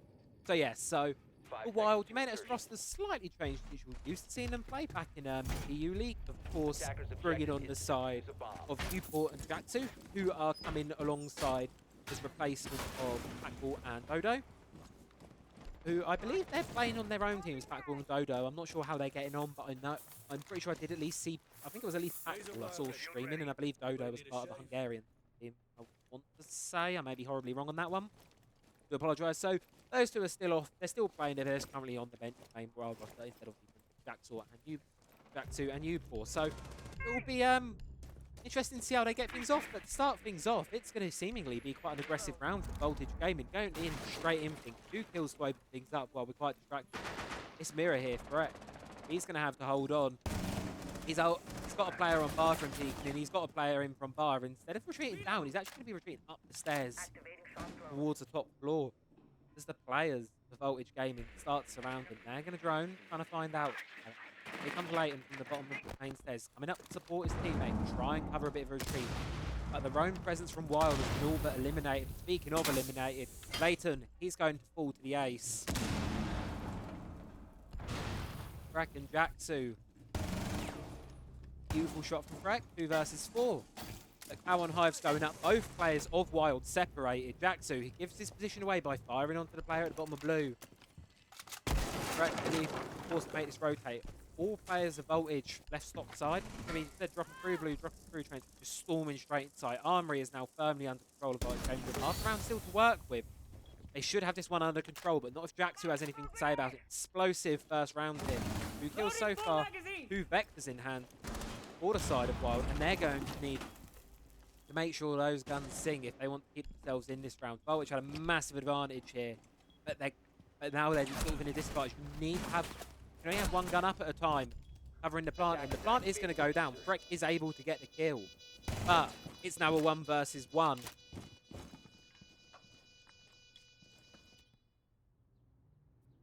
Left tight and left to hold. It's all on the pressure of the player of Wild to really push up towards it. But get a bit aggressive. Ever so slightly too aggressive, and Freck should surely have the time to close this one out. It's getting a bit too aggressive on the swings there. And unfortunately, I think this round is going to be going the way of Wild. A massive comeback from both Freck and Jaxu, coming back from that sort of early deficit. There was 2 versus 5. It was a bit problematic to start things off, but they were able to bring things back in the end. Get themselves their first successful defense here. A bit of a shaky start, and I think a lot of that was caught off with the aggression. I think, personally, from what I've seen, a lot of in sort of watching these sort of tier 2, tier 3 sides go against tier 1 teams, sometimes they will play a bit timid. Because obviously you see names in the kill feed, you recognize. I think we'd all admit, we saw, let's say, a Shaiko on the other side. We'd all crap our pants a little. Scary. So, in a way, I'm feeling what I might have been slightly caught off guard by the early aggression. But, matters not. At the end of the day, the round went into their favour. And, well, they tried on a good early start to this, but unfortunately, I don't think it was quite successful in the end. So, we'll head forward now onto round 2, opting to go for the top 4 site this time. Of course, opting to bend, obviously, on Clubhouse first. Funnily enough, our decider yet again for this map was going to be actually Clubhouse or Chalet. Luckily, we've gone to Clubhouse, so we're not seeing yet another Chalet. I know, I think I'd probably be, a lot of people would probably be quite sad. Leighton! Beautiful opening pick right there. Spawn kill denied, and really, really crucially for Voltage, that's their hard breach gone. Sure, there is secondary hard breach being brought there on the striker, but unfortunately, that's all they're going to have to deal with the remainder of this round for Voltage. That's a really crucial pick you lost there early on, losing that ace, losing that dedicated hard breach. They're going to struggle to work around that one. First set of hard breach does get burned on the front ball as you saw there. So here comes P1 on this Montaigne. Here the C4 being ripped. Mewpool ready to toss it. As soon as someone does hop in through that rafters window, it's going to be a C4 coming over. Frag grenade is going to go into the sledge. Not going to confirm anything for us yet. C4 is still tossed and dead and ready to go, but it's actually going to be Sommelier. I don't know why I've got to be honest, being honest. So we'll think what great names for now. But going to be confirming the kill. I believe that was from down below. The barricade's going to be stalling the Montaigne temporarily though, but only for a couple of seconds. 4 versus 4, C4's going to go. It's going to do a bit of damage to P1, but it's not going to be enough to take the shield down. Wild, all falling down back to site now. Half the round's gone and map control is firmly in hand for P1. Able to have a really, really successful site push so far on CCTV. Sees heavy presence of Wild in Logi. There's 3 of them. Good, sorry. Rex going to fall. Rex going to fall to Els. Left outside the building now. What can Voltage get cooking? They've got a minute left. Try and get things working. Try and get things over the line. Roxon, just in the nick of time, comes down. Is able to save his teammate. Here comes one from Voltage though. Maybe able to get some freebies, but no, it's going to be Croxon with another one. Continuing to play saving grace for Leighton. Keep him alive. Still don't have this Montaigne to deal with though. And unfortunately for Wild, it's Croxon. It's going to be the only one left. He's going to have to take down this sledge, which he's not going to be able to do. Els with a triple kill. And Voltage Gaming get themselves very early round on the board. And, you know, I did have this one. I'd be lying if I was looking at this one and going, we may be on for a bit of a quick match. But Voltage have had two really good rounds so far. Both of them incredibly close. Wild, obviously, I think we're not going to see quite the strength we saw from them towards the end of last European stage, just because obviously two new players, the roster's probably dynamics have changed slightly, and you do notice some, obviously, in, let's say, Protect your bombs from being you're playing in used open by qualifiers, you attackers. don't tend to always have these massive intel pools. You don't have a lot of prep time between games, and you don't know the bracket until the night of. So realistic, you have to kind of prepare for all case scenarios. You can't just prepare for things, because there's no guarantee you won't play them. Obviously, for tomorrow's games, you'll have a bit more prep time. That means you start seeing really stuff coming out. But here, it's really a test of your metal, and more importantly, a test of your fundamentals. Well, Alex, certainly feeling the start box be some upset potential, but I don't want to pass the first anything just yet. On a piece, heading to round 3, well. You know, Siege game's not really played on paper, and Attackers' objective is to locate anything's a bomb. happened. I mean, L's so far on 5 kills, which is really great start. Obviously, doing a lot in the input. Fortress lots of ball, that's normal. No one, well, just like that again. I don't think we're just crazy. I don't think the whole thing. Top floor presence, of course, is what we expect from Wild. The one downstairs, everyone not on the top floor, not really anything crazy deep roam. Later here on the construction, ready to be the bandit. That's what we're about to see happen. Here comes the first EMP, it's going to go. But Leighton is really cautious. This Logi hatchback, he is just about going to be able to get the bandit trick off. Picks up the battery, restores it, and that is 1 exothermic burn. Only one left in the bottom side of BG. Brave for the ball, he's actually able to drop the ball. And the shields, well, really good so usage for them so far. Able to push a lot of ground for the team, and you're getting them closer and closer towards the site, and that's continuing to happen here. Thermite continuing to frag out. That's correct. He's able to get one off P1. I'm at 20. Oh, good a minute. Oh well.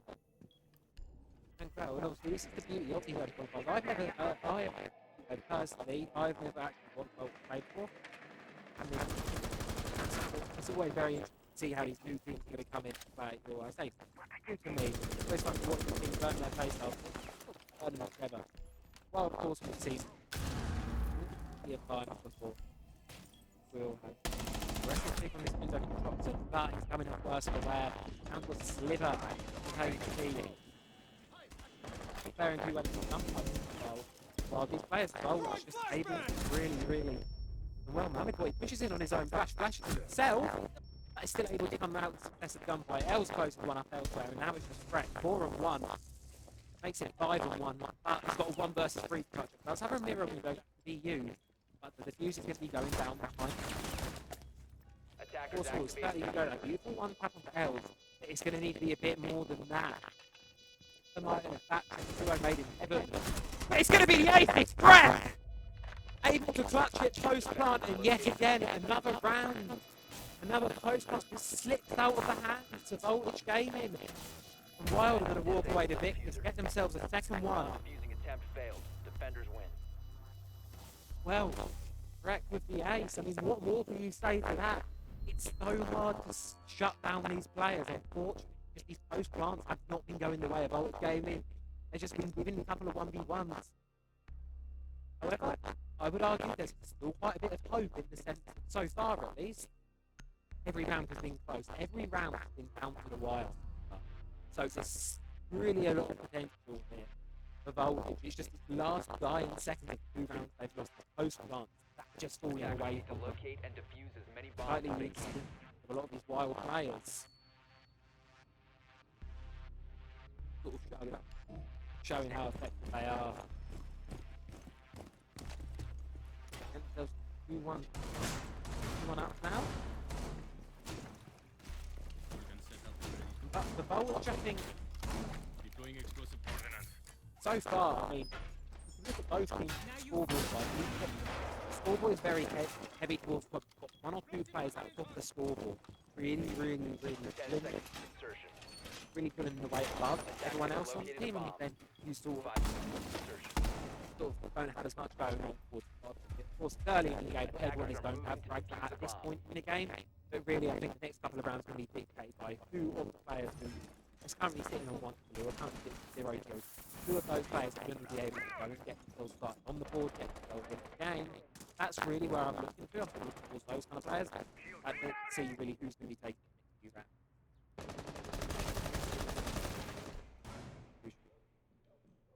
Wild. He holding this. Another really nice shot from Proxy. It's an angle game from Wild. It's been really, really good so far. So many shots they've had where it's nice, little tight angles, under one tap. Or something. Actually, getting opened up. Yeah. T1 watching it on the brim. Loading mag! First floor on top floor control is going to be pretty much entirely in the hands of Voltage game. Now, no one from Wild can really be testing that in the first place, or focusing their objectives. And of course, the upside being on the board. Those hatches are going to get open. Excuse me, those hatches are going to get open very, very easily. So in a way, is it worth sacrificing your life to defend them? Speaking of sacrificing life, Brett, he's getting another kill. We're about to be 4 rounds in, and he's about to be on double digits. Having an absolutely great game so far to start with. Here, Moto hat going. Reinforcement is going to be going off, and as well, that's another issue. Yet again, the ace dropped all the side of Voltage gaming really, really early. And now you have this issue of my mic is broken. My mic broken? Have I broken something? Restart microphone. Hold on, I'll plug it in and out again. Sorry, something might have come. Attackers have recovered their diffuser. Let's just hold on. We're gonna we'll cast this round out and then I'll have a quick listen on the stream. If my microphone is broken, or I've just been trolled. One or the other. I'm going to take the goodwill of the Rainbow Six community and hope that nothing's totally gone too wrong yet. But speaking of going wrong for Voltage, I mean it's 3 versus 5 in a minute. Wild are holding on site and they're not really feeling the pressure too much. There's not too much going bad for them. Being able to hold on and sort of keep all these angles that they want held under lock and key. U4, he's playing the aggressive on the mirror window. These toxic babes. Mate, sound is so bad. Okay, something with the mic is very wrong. Give me a few seconds. I may have hit something. Unplugged and replugged. Right, what is going on with my microphone? We're going to have to try and... Obviously, unfortunately, there is someone else on the clean feed, so... Oh, and it's a shot from Wild to close it out.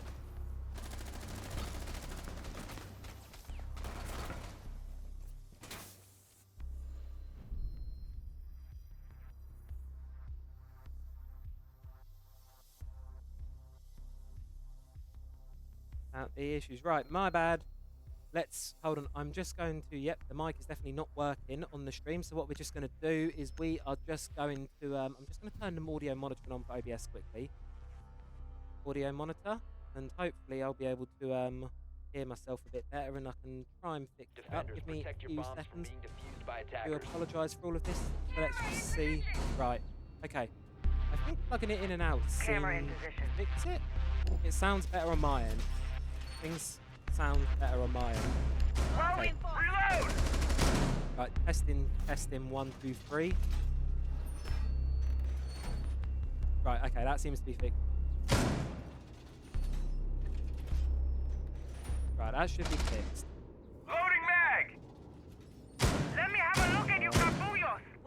Stream, do apologise for taking 2 seconds to have to fix all that, but it's better to have it fixed now than it is. Unfortunately, we're going to lose the wonderful clip of correct pacing. Attacker's objective is to locate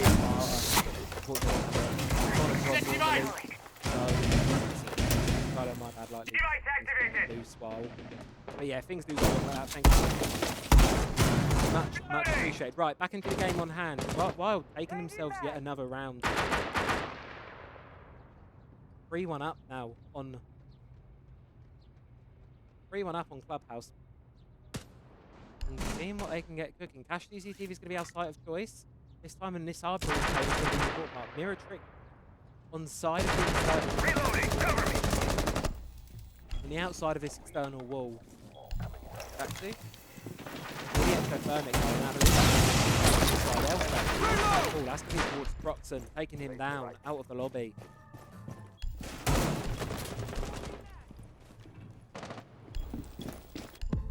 Hold on. Here comes Valkyrie, targeted by the Deimos. Again, very close margin here. Spray the battle between the two, but Proxon, he's currently doing really well for himself. 6 and 3. So, while the death mark is incoming, the issue is he's going to be pinched here. There's a player in front of the player on left. He's going to have to try and isolate his individual engagement. You can see there through trying to come up to support his teammate. All Proxon needs to do is hold on to him. Correct, he's going to do exactly that, supporting his teammate. This one on the main stairs isn't quite able to confirm the kill. But 11 frags this early on into the game. Freck is having an absolute live game so far. Proxon's second death mark's going that way. I mean, man advantage is still in the favour of Wild, so really all Proxon needs to do here is waste as much time as he possibly can. The issue is you've sort of run out of territory here. This is the big issue. You don't really have anywhere else to run, bar outside. Grenade out. And you can see there the players have bolted. You just have to be careful not to give him 1v1. If Wild has shown anything, he will win them, but no. Going to be caught through the softball, running away and outside. Very suddenly, 3 versus 3. Activated device. Wild holding on to things for now. 42 seconds left on the clock. See what things can get going. See what things can get cooking. And here is C4 getting ripped. Jack 2 getting ready to throw that over the chassis here. And a second C4 from Leighton as well. There's going to be a whole volley of explosives incoming here. I think it's going to be Jack 2 to long. Throw it over. Bomb located by attackers. Towards cash here. 3 players of voltage that are remaining after side, which is going to make this execute 15 seconds left. unless they can get the numbers right. Exactly. Here comes the vertical pressure 10 seconds from the remaining. side of this Amos. Attackers. Caught under the key of barricade. Upor's going to get out the 5 gunfight. seconds Left remaining. caught reviving a Attackers teammate. bomb. Upor's going to get a triple playing behind the mirror window. Just like that, Wild find themselves another round. Take the lead 4-1. Was a bit of a shaky start for them, can't lie. It was a bit shaky for the first couple of rounds. Since then, it's really come in fashion for them. And things are looking a lot brighter than they were. Now, just going to quickly, while we're waiting for this next round to get underway, for the final round of our half, Bedroom Gym's going to be the defensive site of choice.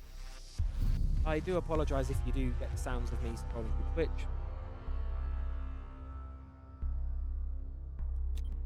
Okay. From what I can hear, Twitch is Attackers saying, need to I locate do and defuse I as many do again bombs as they completely can. apologise for that error. Sometimes that stuff's happening, sometimes it happens. My apologies for the delay. Just let me know. Kokaluna and Zaptor. Much appreciated. Hopefully it's fixed. Get back to doing a wonderful game of Switch. So far, Wild taking the advantage in. Reloaded. Mine Really going out. pushing themselves. Of course, this is round of Attackers 16, have so you discovered still the got location of all the best of ones to get through if you want to qualify through towards the top side of things, and you want to be 10 seconds qualified to onto insertion. 5 seconds left. want to be qualified on towards the EMEA playoffs. That will be Attackers are moving to next defuse week. the bomb. And obviously, you're looking towards these tier 1 sides. Ents is also in these qualifiers. Wild, Wolves. Obviously, there's 4 Pro League teams I believe I've seen play roaming around. The expectation is that the 4 of them will be making it through to the LCQ playoffs. However, of course, you know, upsets can happen. If bit of your flashback to the final match I casted for Montreal major qualifiers, ITB versus ITB Academy. ITB Academy took it away in a stormy upset 2-0. They took that one. There's certainly potential for upsets to happen in these qualifiers. They can happen. And so we'll be looking to see which of the tier 1 sides sort of will be qualifying, and the interesting part will be who the next game coming up.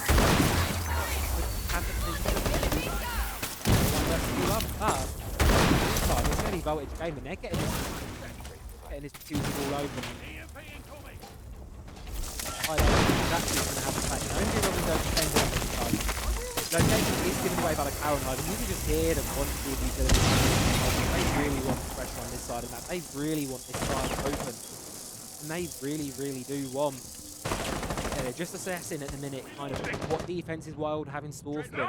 You can see there at the bottom of your screen, Els has rotated out, cautious of the one playing CCTV. He's able to see you, or does a lot of damage, but isn't going to be able to confirm the kill. There's Jacuzzi balcony. There's the issue with the F-Mat as well. Highlighted right there. Anyone's just going to run in with the Bailiff. Takes down Jaxu. Is immediately traded back. Down but not out state. Or I feel Mohammed Boy here might be going for a bit of a revive, but does he know about the one swinging? No, they do not. It's going to be a double for Croxon. Fret as well. Suddenly it flips back around. Voltage game in. Reloading. Yeah, in a all too familiar position, unfortunate for them. 2 versus 4 against Wild. Stop an impending 5-1 half. Reloading! Cover me! Decent performances so far. 10 kills between the pair of them. They're going to need to get 4 more if they want to get themselves this round over the line. Wild, they're just going to hold positions now. They don't need to really be giving themselves away or anything. They can kind of just stay comfortable with where they're at. And not try to put away these ones, which is exactly what Els is going to find. Finds a 1v1, able to drop. But then immediately gets dropped in trade. Now it's 3 versus 1 left. All the players of Wild, I believe, know where this final player is out here. And the route they go, they didn't know before. Shots going to be there. C4's going to go out from later. Confirms the kill. Wild get themselves away with a 5-1 half on Clubhouse. What was a bit shaky to start with is starting to look like a dominant match from Wild and sort of performance we expect to see from them. Obviously, you know, you have to keep in consideration these rounds are very much. First half, Siege is a game of 2 halves, put it that way, of course. For Voltage Gaming, the defense is an opportunity to refresh. They definitely pulled the first few rounds of their attacks quite closely, and considering a lot of people would tend to favour defense Defenders, protect your bombs from being defused by attackers. it seems quite likely that we'll be Laser wire going to deployed. take this as a reset. Takes the moment. 4 steps to go right. Second half, quite go our way. It wasn't the most successful half in the world, unfortunately not able to be able to get too many rounds out of it, but the first few were close, which, you know, if anything, shows a lot of promise and shows the potential that they could certainly be taking some rounds in this later half of the game, in this defensive half of the game. 10 seconds left before insertion. So we'll progress forth and see how things fare. 5 seconds to insertion. Of course, you do have to keep in mind, regardless of it being a new half, Attackers are moving out to locate a bomb and defuse it. Defender it's has a been comeback discovered. going to be making a really, really big comeback. You need to Defender is exposed. You need 4 consecutive rounds to even things out, and even then, one more for Wild and they're on staring match point, and somebody else, I don't know if that's the right play there. Spending a lot of time outside, I think that was a bit too aggressive. I like the idea at first, but unfortunately, I think it's just a bit too long spent outside and wasn't enough. Bomb Here located by attackers. Here comes the bandit, right? Here comes the EMPs, but unfortunately, to be able to get one of these with the benefit of using this ace is unfortunately is actually going to be more about a sharing charge. Unfortunately, going to have to fall back. No batteries left in front, so the mirror window is going to fall. Beautiful use of utility there, really, from late, from the side of Wild. Able to get that one over so early. Really got most of what you want, but no. You heard it, but unfortunately, one of the Selma charges got destroyed at the last possible second. Cannot get through that breach. Can apply pressure for it. There's not enough room for a player to fall through there. They're going to need to put more hard breach onto that. There is more on the pocket of Wild. U-Pause on the other side of that could rotate round. Leighton also has a second chance for his third and final Selma on the Attackers pocket drop the side. diffuser. That he could totally turn around. So far, it's a good start to the round for Wild. The side of Voltage, it's mostly retreating. Attackers recovered the diffuser. Boy, still in here, and you can see in the logistics office. The one on the Logi roof, but unfortunately he's going to lose their life in the process. Has to be Threck up there. 15 kills so far. Attackers have dropped the bomb. It's going to be a really aggressive run out. Els is able to get one, but immediately traded back by Jaxu. 3 versus 2. Wild find themselves in the advantage. Minute and 12 left to work with. Unfortunately, Voltage, 2 players left to hold on. Wild, your own economy is still good. You still got 6 rounds in pockets. You still got plenty of time as well. So good amount of resources to really find these players. The rear gate's being burnt out. It's just going to be a really aggressive swing from Jaxu, able to confirm the one Device is going onto dark. the bandit, and now it's just the 1 versus 3, tucked behind a kick. Position seems all but known. Going to hear the kick going down, but going to get lit up through the wall and then going to be caught in the cross by Uport. And Wild, a clinical start to their offensive side, and they get themselves up onto match point. 6-1 now. And for Voltage, it's going to need to be a very, very quick turnaround. Unfortunately, that wasn't quite the closeness that we saw at the start of this match, at the start of the initial half. They're going to need to bring that back, and for them, it's going to need to be 5 consecutive rounds if they want to stay in this one. Going to need to be 5 in a row, which is a tall task for any team. But of course, Attackers need to locate and You've seen defuse it as many before. bombs as they can. you've seen it in the biggest match of Siege in February. You've seen comebacks can happen, so I wouldn't count them out just yet. I definitely think Voltage can definitely get a couple of rounds here. Device set. No, Attackers have located a I'll bomb. call it before it starts, but it's very, it's quite likely they will get Wild, will let 5 to 6 rounds quick. However, I definitely think from what Voltage have shown us so far, they're definitely good for a few. Just about not losing these ones and playing the back off of Loading new each mag. other. You see it from Wild. Where there's one, there's another 10 seconds immediately to there go. to respond. It's very fluid play, very hard for Voltage to keep down. And their attacks, they're 5 moving seconds the left. players around a lot. You're putting pressure on Fuzi, then you're putting pressure towards CC, then you're putting pressure outside. Attackers objective is to 145. defuse a And then bomb. you're putting pressure towards Logi. There's so many players moving all over the place. It's probably very, very hard for Voltage to keep track of where everyone is and where the actual push is going to be coming from. Wild applying a lot of phantom pressure, I suppose. Securing the perimeter. And well, not quite going to be jumping in there. I thought that player playing Seeker might be in a bit of a pickle, but not quite yet.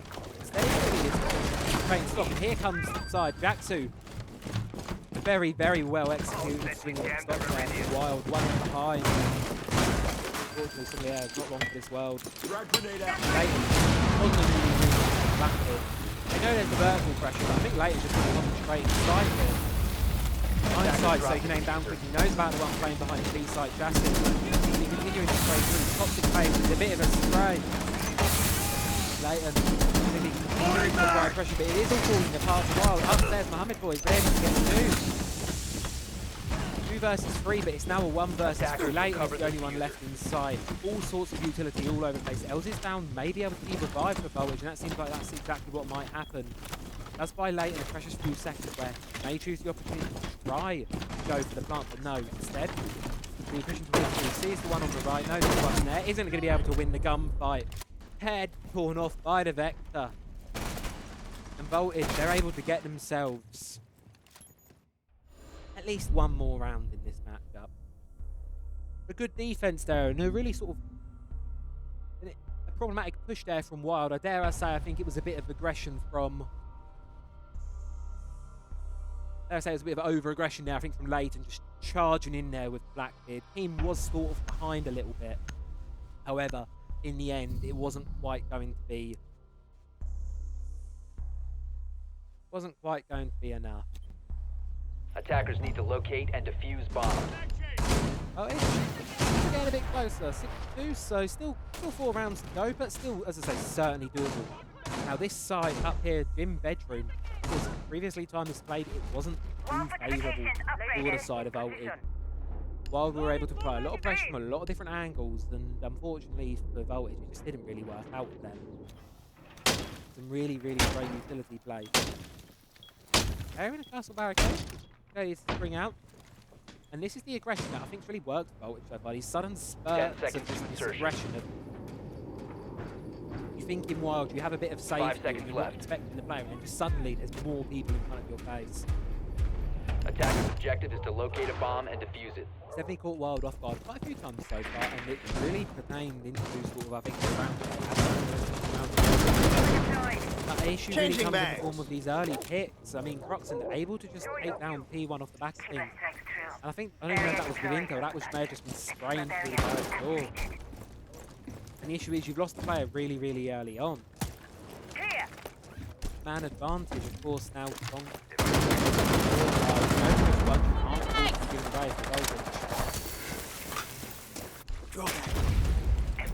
Exothermic's coming through. bomb has been located. Construction walls open. Switch drone. Not going to be able to catch any mirror windows. I think he's still got one shot drone in pocket. Wild.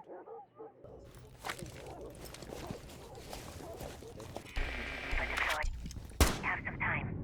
Yeah, well, he's still got one player underneath. More voltage, and now Wild. You see there, the drone's giving the intel away. Has to be familiar. Down in the basement, and here comes the drop actually down towards the basement. Opens up the moto hatch, runs through. Likely going to be going for a bit of a flank. I'm sure Wild will likely know that this is coming. I likely heard the hatch pop, and instead they're going to choose to ignore it for now. Relocate all their players towards the upstairs and likely push towards site and just trying to get onto site and force it to be a retake before Attackers game dropped the the other way. diffuser. Unfortunately, somebody is able to take down Thermite, and no, the intel was not checked. They did not know about that rotation. Attackers recovered the bomb And that is your diffuser. Thermite bomb. The diffuser will be able to be recovered. It's not going to be Familiar. It's not going to be a position you can really repeat once you've done it once. Twice down there to Gerard. So instead, going to have to rotate back up. But you could be rotating back up. But even now, trade and get a win a 1v1 trade it. That's all that needs. That's it. Voltage. 5 seconds. And that's a really aggressive push. Okay, Croxon. Able to get another. See, look at the I don't think it's quite going to be able to catch that. Scrap that. Yes, it is. Correct does fall. Castle barricade also goes down with it.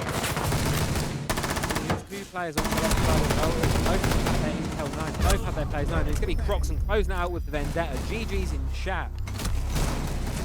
A really, really good attempt there from Voltage. So many close rounds, but unfortunately just was not enough really to get individual rounds over the line, and as a result, I think the game just went along with it.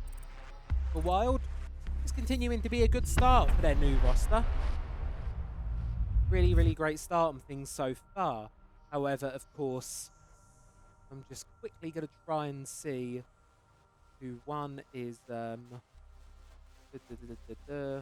me 2 seconds, folks. I'm also going to just change it over to the analyst desk.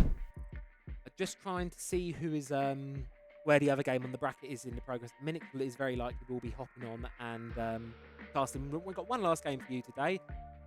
It is going to be the winner of.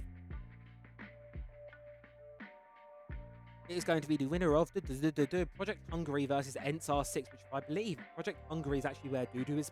Not Dodo, Dodo. Everyone started saying Dodo at first, and it's still stuck in my head. Dodo is playing. So, as I said earlier, Dodo obviously was benched for a while and now playing with Project Hungary. They're currently going up against ENTS, and the winner of that match will be playing up against Wild in just a few minutes. So, there's a possibility we'll have a T1 on T1 side here, which of course for Wild and their redone roster is the real test. It's going to be a real test of quality to see how this new roster's gelling up. Hence, no roster changes as far as I can see. Everything looks the same as it was. Azox, Rykos, Skies, Nako, and Lems. So, obviously a very, very strong side. I think Lems obviously a major trophy lifter at one point in time back in Yongshiping, I believe that was a few years ago. So, we will be back with that one in hopefully not too long. So, do keep an eye out. In the meantime, enjoy some clips from the Oceanic qualifiers last weekend. Surely they know about the one. You know, surely they know Josh is right there. Ray's not facing the right way. He's just let one slip right back.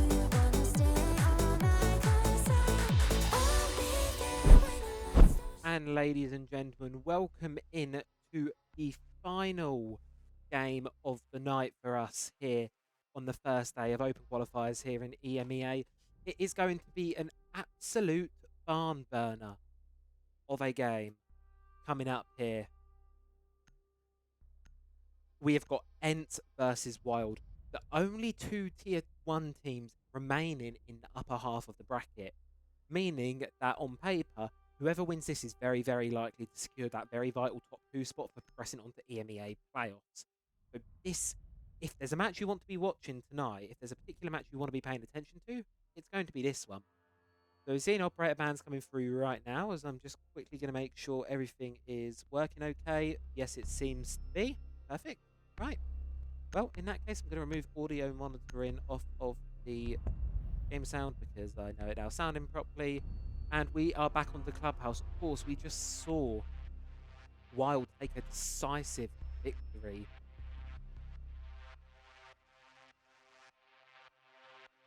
on this map not too long ago. 7-2. in their favour against Voltage Gaming. So, of course, Wild, we know they're pretty strong on this side. Of course, the issue was, if you were watching that match, a few of the rounds slipped away from them very, very early on. And we're going to be looking at Wild again, not be making the same mistakes now. Because now you have a challenging opponent going up against you. You have Ents, who are a roster that I think everyone, of course, will know from European League. The last two times these two have gone head-to-head in history was, of course, 2024 Stage 1, Stage 2. Stage 1, Defenders, protect Ents your bombs from took the being victory defused by attackers. 8-6. And to win it over Wild, and then Stage 2, when they played more recently, with, of course, more updated versions of these two rosters, Wild were able to take it 7-1, so in a very, very dominant Wild took it over the line. So, of course, on paper, based on history of these two going against each other, Wild look to be the favoured side, of course. But of course, really, this could be anyone's game. Ent's going to be starting on defense, of course, on Clubhouse, so down in the basement to be expected, sort of down what we would see. The maps that were played in their 10 seconds previous left. engagements were Chalet and Cafe Dostoyevsky. So these teams, outside of possibly where they may have 5 scrimmed seconds each other, left. they have not had the opportunity to play against each other on these two maps, on this map here. So Attacker's objective is to this, locate of a bomb course, and defuse it. maybe their first showing against each other on it. Not getting too anything too crazy from the default. Layton continuing to really like this new rework Black Kid, and a lot of Wild strategies seem to be built around it. You see it. You see it immediately. Threat getting the top wall open on CC, going to be lightly just starting to clear this top floor. The side of Ents, the only one going to be defending it up here is going to be Nate. Hiding up in gym, waiting for anyone to come on by. Breaching activated. Importantly, as you can see there on the Def Amos, this is essential. Only one of the defenders have been identified so far, and that's going to be Sky. See there, his army's now been identified as well, and that's the key. You cannot make those Def Mark traps without identifying defenders, which is going to be crucial, because if you can't identify where they are, they're going to get away with freebies, just like that. Nathan gets an open pick for you for, and likely, with man advantage, he's just going to try and choose to rat away, hide away in the corner, bit towards the side. Right, he's taking a lot of damage here, and Logi trying to open up vertical angles down towards the objective. Not quite going to be able to get any picks off the sides. He's taking some damage, but it's not going to be enough. You can see here now, Layton making his way down through secret. Barbed wire is going to be taken out. Top 4 control, for the most part, is in the favour. However, you do have to keep in mind, Nako is still active as a player. Layton, of course, on the black, they can get straight through there. Straight through the castle barricades. The concern here is, of course, Nako. I believe, Wild believe he's down inside, so he can definitely play devil's advocate in this round, just hiding here and waiting anyway. Just off of strip. I don't think they know he's quite there. He's just going to continue to hide and wait for the right moment. As soon as the pressure starts to build in sight, they've got a problem. Bomb has been located. Keep an eye as well, obviously, Death Mark traffic. He has now been identified, so if Wild wanted, they could identify him, and very quickly that hiding game would be up. But now, a minute and a bit left in the round. Hence are going to continue to hold their advantage, 5-4. And are still unaware of this player on the arrival.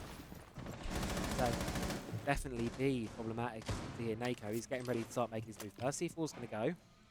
Just deciding how he wants to play. So he realises Wild aren't going to be his direction. He's going to have to be the one to make that engagement. Speaking of engagement, here comes Proxon. Making his way down. Waiting for someone to give themselves away on the Deimos. No frag grenades in pocket. He's going to be able to get a freebie on the right. Support looking in the wrong direction. Does he know about the Fenrir close? No, he does not. That's a Lem. He's going to be able to get the trade back. So he's the ones down the bottom of the main. And there goes Niko. Exactly what I said. Able to pull that flank on. And even just Layton on his own on the shield. He's able to get one. But 3 versus 1 position. I don't think he's going to be able to heal the suppression on the shield. So much fire coming his way. 15 seconds. 3 guns watching your position. I don't think it's going to last too much longer. Players events, they've just got to hide, conserve what health they've got left, wait out the duration of this round. Layton going to have to run in, going to try and attempt something, but it's not going to be around. Sky's closes it out. Ents get themselves the first successful defense here on Clubhouse. Good attempt from Wild, but again, it was just that last minute player with Nako being able to hide upstairs and able to just all of a sudden cause the panic. You can see it through, obviously, I'm observing. You can see the clear feed where it through, where all of the players of Wild were panicking. The minute Nako showed himself up, it was all of a sudden panic station. Where's this player come from? Bang, bang, bang, bang, bang. Defenders, Chaos. protect your bombs from being defused by attackers. That's of course what we like. What you'd like to see if you're an Ents fan. Of course, Ents, one of 2 French teams in this open last chance qualifier. Wild are playing in the bottom half of the Attackers bracket, have and I located a bomb. believe they are still going. Down there as well, 14 on CC with Mantravi. Mike maybe turning up. Mike can indeed turn up slightly. There you go. I do apologise if you have to do next door. So try to keep it down, but we'll up the mic. There we go. Up the 10 mic seconds ever so left before slightly insertion. and pop a bit more gain onto the audio back as well. So there you go. 5 seconds Got some left. nice loud mic going for you all. Hopefully that's a bit better for everyone. Attackers are heading Here out we are. to defuse Right. the bomb. Now, let's see how the game fares. All set. Reload. And it's an opening pick. Roxon going to be able to take Skies out the lobby. There's just another player caught in Garage. Similar thing happened only a couple of rounds ago on Clubhouse. Voltage Gaming, one of their players for support. Let's sleep in Garage. It seems like a similar fate happened there for poor old Skies. DC ball. Here comes Maverick trying to take down those bandit batteries. Having a bit of difficulty shooting them through the little gaps that have been made. Idea, of course, being you open it up with Maverick and then, of course, deploy the repair drone likely, or the Ash. Reaching round and get it open. Thrown into rafters. Of course, keep in mind, CC isn't the site here. And yet again, another player for Ents has just decided to hide. This time not being pressured into doing so. Alems is down higher, hiding underneath in the basement, waiting for that correct moment to pull the trigger. And again, go and cause chaos amongst the ranks of Wild. And it's the play that might need to happen, considering the numbers advantage. Of course, these Claymores going to be able to deny that ladder run-ups. So if Alems wants to get up that way, he's going to have to try something else. He's able to do a lot of damage onto Croxon, though. Croxon, of course, currently up 2-1. Good start to the game. And they know the players below now. That's the key, I think, the vital difference this time round. If you're a Wild fan, you'll know they now know there's a player beneath. They're not going to fall privy to the same mistakes that happened just a few minutes ago. Croxon, no choice but to take that out of your feet, unfortunately, otherwise. But all but certainly none. That is another issue, of course, being on that sliver of HP. One of those blue mines, can't get it out instantly. You're going to be gone instantly, unfortunately. And a sliver. Minute 10 now. Good progress being made from Wild, circling all the players of Ents back in towards the objective. Now really it comes down to this execute. And really trying to get these last few players. Alem's going to be swinging on to construction elsewhere though. Nyko is able to get one, but they've got to watch this Logi hatch. Playday player hopping in from here, and it's now Ents. They're biting back two frags for them, and it's now 3 versus 3. 45 seconds. Leighton, does he know about the ones holding Logi? You've got players all over the side of Ents, watching all the possible different entryways. Got 30 seconds if you're on the side of Wild. Nishwi's you've still not got core hard breach open. Jacuzzi wall is still close.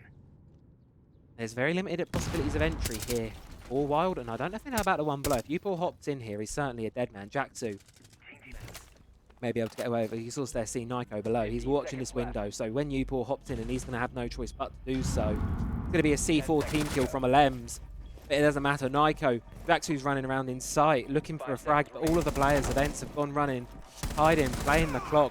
Most vital resource you have as a defender, and there you go, Nyko hiding it out, Operators, you are out of time. able to secure themselves in yet another round, 2 in a row. A lovely shot of Flores doing the splits in the window there.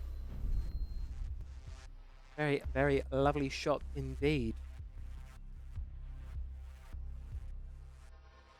Ents so far certainly proving to be the better team in this matchup. Just really being able to get these players behind Wild, and you saw the aggression sort of come in the previous. If you flash back to the previous match, you saw Wild. They were really aggressive, and that was something Voltage really struggled to do. They always had players all over the place. Doing so, you're spreading your players out for a very large surface area very thinly. Pressure works very well against some teams. The way Ents are playing, they're letting players slip through the cracks of Wild. There will inevitably be a few cracks when you spread your players out like Wild tend to do. Ents will slip a player back through that, get someone behind the line. And at this caliber of player, they know when the exact moment is. They know exactly when Wild are at their most vulnerable. They swing behind, get a couple of open picks. Reloading. And game volume a bit down, or microphone up that I can do. 10 seconds left before There we are. We'll turn the game down a bit more so you can have Twitch louder. There we are. 5 seconds remaining. As well. Do apologise if the audio is slightly lasting a bit quieter. People next door. But hopefully I just turn the game down to, we'll turn it down to there for now. There you go. Hopefully that's a bit better for everyone. There we are. Right, cool. Do apologise. Long break shield, technical issues, and also sleeping next. Also slightly quieter. And there goes the mirror trick. And Nako, his toes. Gets slightly caught out, but speaking of getting caught out, Freck's caught out entirely. Lems able to take down Freck. Gonna be a nope, not a long arm on there.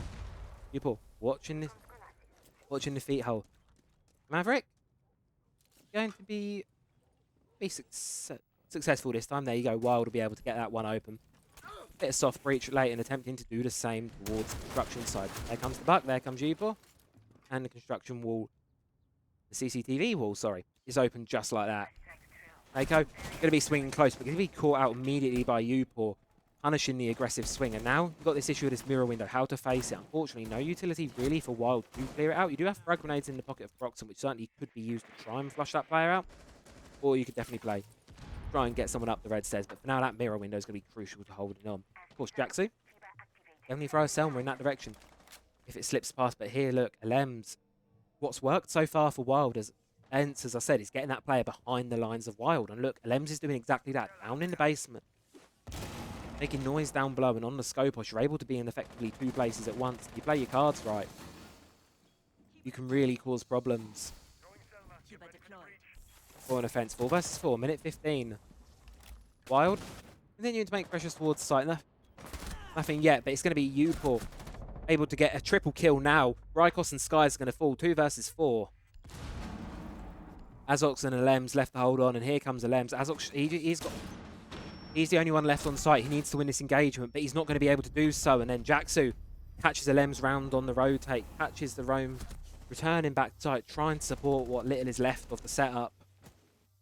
And Wild, finally on the tertiary bomb site, they're able to get themselves around. As Ents, well, they're going to head back down towards the basement, of course. So far, proving to be their preferential site. I think it's primary bomb site, both first choice round. Somewhat similar operator setup, but key change, of course, being the Scopus and the Solace being brought along in their place. Now, Solace isn't one you see too often nowadays, especially since the sort of nerfs that happened to her not too long ago, where you can no longer see gadgets, what they are, and radius certainly has negatively impacted her pick rate. And Scopos, she's very situational, but I feel the way Wild have been playing so far, she's going to be effective. She's obviously quite effective in getting behind. It was just, I think, an issue in that previous round of everyone on the site died before really LM's had a chance to do anything. Now, obviously for Wild, well, it's been a good start so far. Of course, they've just played Clubhouse, so they've got that sort of Clubhouse flowing in them. They've got the map down. Of course, everyone has Clubhouse down at this point. It's the longest map, and the alternative was Lair, actually. When it came down to the decider in the map veto, the alternative was actually Lair. But Wild, instead, actually, were the ones that opted to go for Clubhouse over Lair. Here comes Rykos, holding a very aggressive angle, but I don't think there's going to be quite anyone out there for him to be able to catch out early. No, instead going to be choosing to run away to a defensive position. Not going to be able to catch anyone out too early in. But side of Wild, well, standard start on things. Get that open and trying to catch out these players above. Now the key is, this time round, is Ents. If they can do what they did before, where they can keep a player alive upstairs, that's going to cause problems. For Wild, they must get the player taken offline. They need to get Nako taken down. Even if they just destroy his upstairs shell and force him back down to the basement, doesn't matter. They need to be able to take him down if they're going to be successful on this attack. There is only the one player upstairs. Of course, you have a couple of players events on the first floor. And there comes Nako. He's flipped round back to the basement, and now he's just going to be using that as a camera. And you can see here, this can be very challenging to clear at points in times. Luckily, Blackbeard has frag grenades, and he can just immediately clear out that second shell, and that link is severed for Nako. He's now trapped down in the basement. He recognises a lost position. 40 players of Wild are able to get there. He's able to get away with his life without costing too much utility. Half the round gone now. Still one player left outside of the basement. 4. Hence, you can see there LMs as well. As they're itching for a gunfight on the main. So slightly supplying intel towards. And able to get himself a pick as well. Able to take down U4. C4's going to go from the vertical. He's able to do a lot of damage to Freck, but not quite enough to confirm the kill. Skies, similarly, just as worse for Wear. Able to slip away with a sliver of HP, but the numbers advantage still maintains in the favour of Ents. Wild. Vertical pressure's coming underway. Hard breach charges are going to be likely be used to sort of get these last few hatches open. And then, of course, comes the final stage round where they've got to formulate this execute, trying to decide where they want to push this defence from. Time is, of course, going to be of the essence with these Vulcan canisters still likely popped up on site. It's going to be very, very difficult for Wild to push through them in good time. Of course, the minute they start to push, those canisters will be burnt. Sequential breaching activated. And suddenly you've got 20 seconds where you're unable to really push inside, especially if you're someone like Freck with only a little bit of HP. Azok's holding a really aggressive angle here onto Moto. Likely, no, and here the players calling around upstairs knows this is very likely where they're going to drop. But instead goes for the peek and loses his life to Freck upstairs, and here comes the drop. Sky's able to get one, able to... Unfortunately, no more. Ents holding on, 4 versus 2, Alems with the shotgun, able to get some, and suddenly now it's just seeming familiar sight. It's all left to late, and Skies shoots him in the back, coming round from the main stairs side, and Ents, they get themselves another successful basement defense, looking even stronger than the last. Wild. These attacks have not been quite as successful as they were previously. We saw them on the previous map. We saw them 3 for 1, I believe. No, 2 for 1 on the attacks. They were successful on the 2 of them that they got to play, winning the game obviously, but the second one won. They lost 1 of them, so not quite replicating the same success Attackers need to locate ratio, at least, that we saw on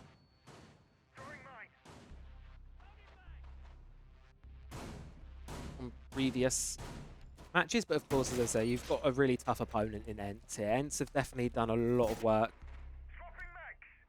And we appear to have a drone bug. I'm guessing they rehost. Okay, right, ladies and gentlemen, we are going to hop to a very quick rehost. We will be back in just a few minutes with that one.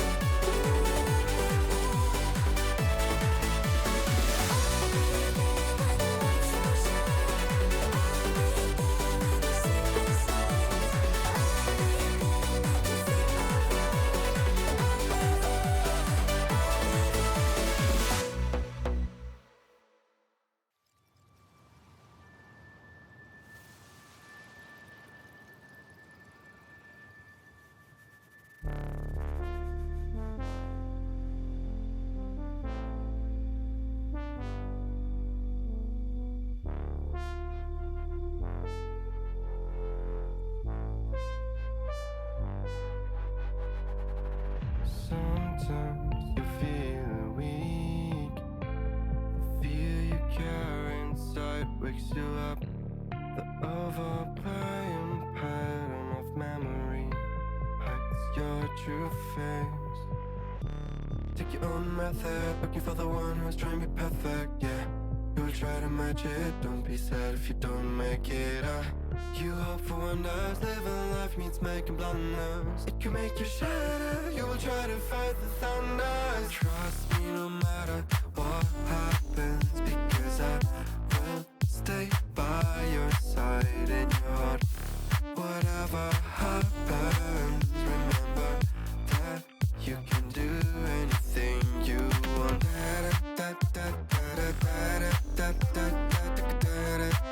You can do anything you want.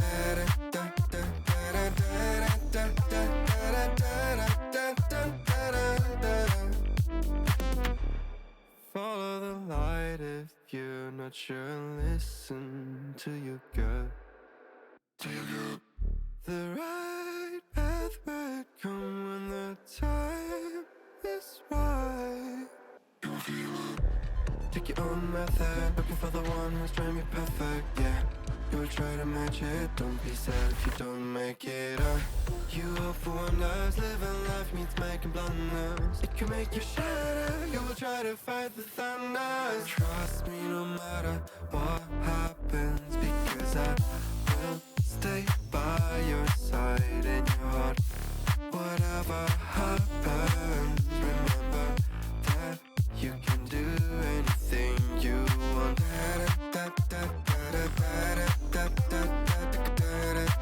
You can do anything you want.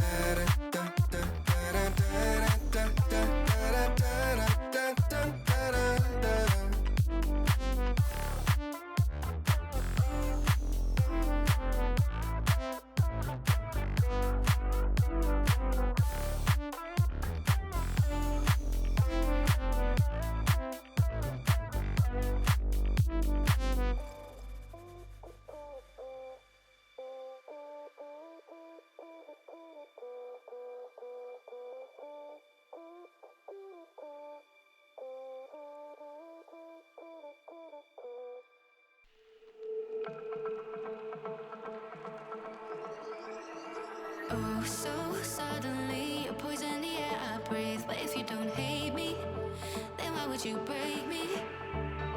Feel it in my bones, I'm about to lose control. Only so much I'm taking, so get yourself to safety. Cause baby, a storm is coming. You better heed the warning, pray. Don't stay, run away, away, away, away. Feel how the rain is pouring. I'm a jet like a hurricane. Don't stay, run away, away, away, away.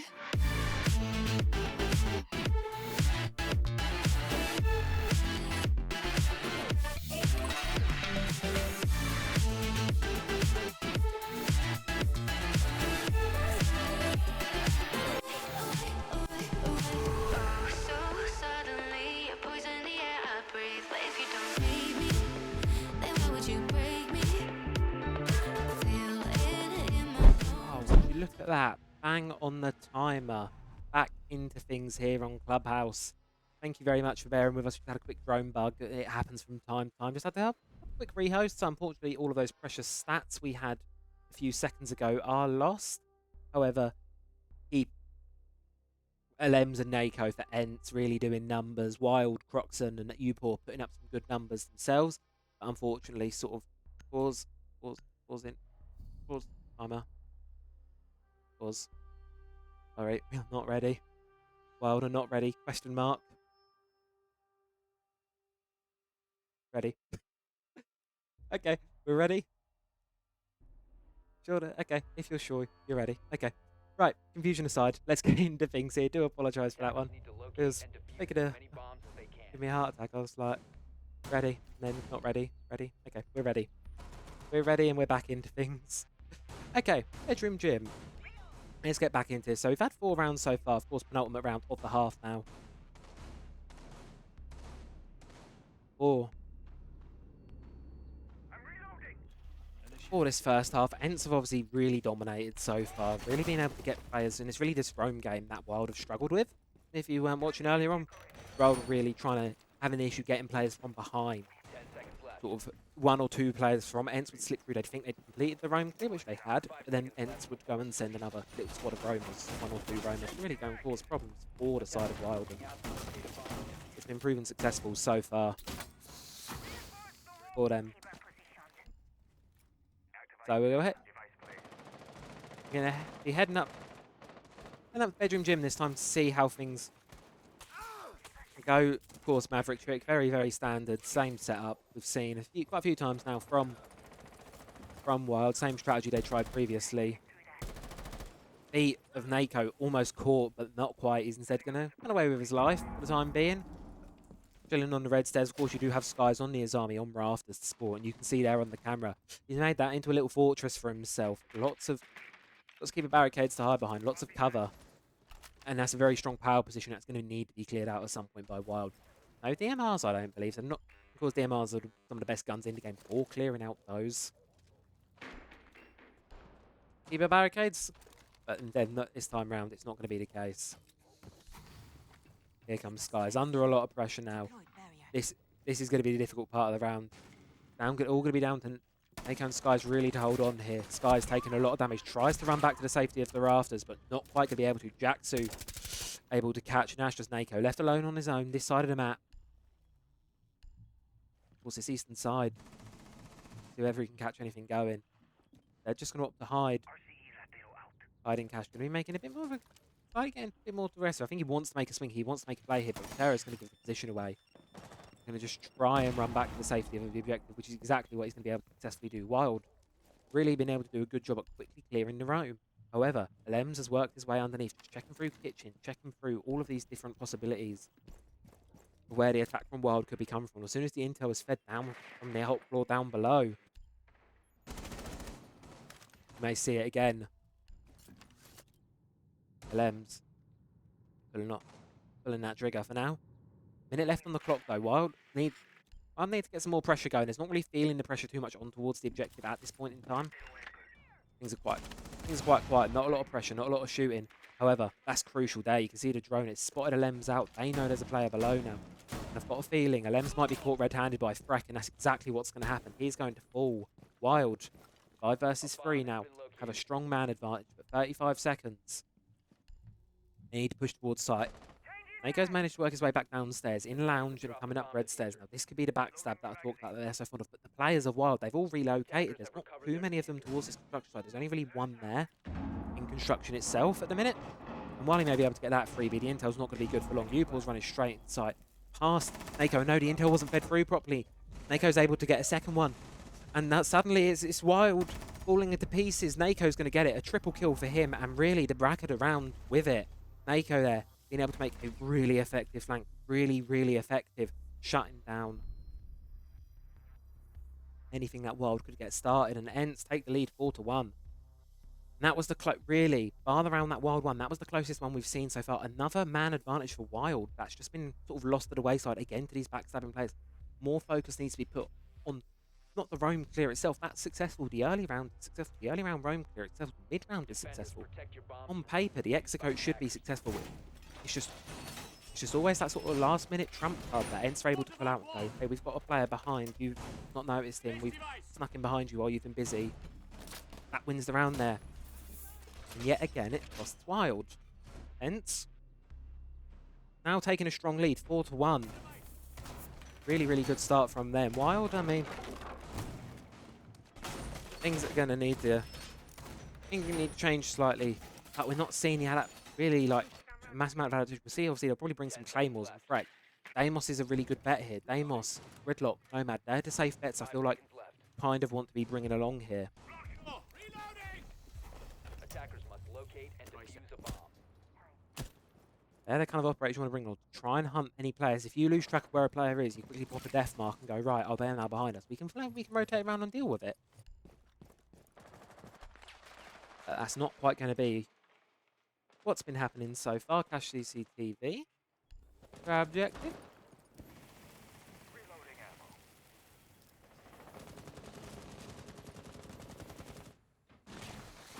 Holding on now. Just continuing to whittle away time. 30 seconds gone of the round.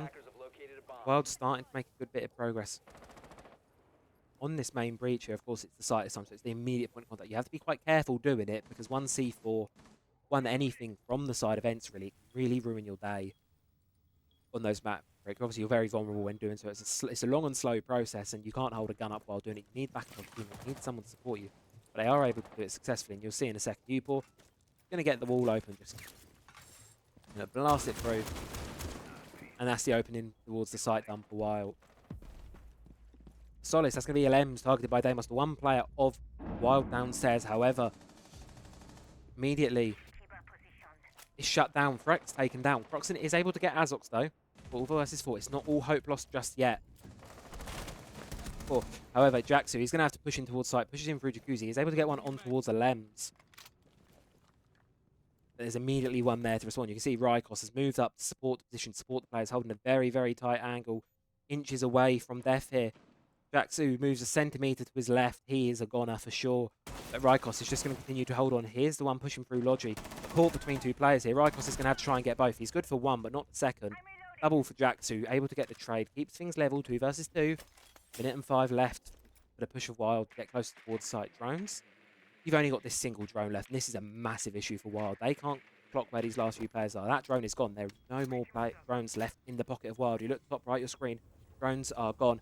So it's going to have to be a blind push. They're going to have to just win the gunfights here based off what they know already. They know there's likely to be one raft. But as for Nako, he could be anywhere. And Wild, they're just going to have to take their guesses and push. You can see there, Upil's not exactly sure where this last player is. Final Selma's going to be going, get the breach nice and open. There we are, and they can get in now. Here comes the push. Flash is going to be going. It's Nako's completely blind. It's just left the skies to hold on. But he's good for one. He's good for the second. And just like that, Ents get themselves the 5-1 half. I don't think anyone was really expecting. But they were certainly looking for. And they're now a very, very strong lead. Exactly what Wild did the Voltage game in literally a map ago. This is exactly what happened. Wild 5-1 half on their defense, opened it up on Clubhouse. Now the exact same, but in reverse. It's happened to them, Ents being the ones to deal the damage. 5-1. Of course, now Wild will be looking to make a comeback, but Defenders, protect your bombs from being defused by defense. attackers.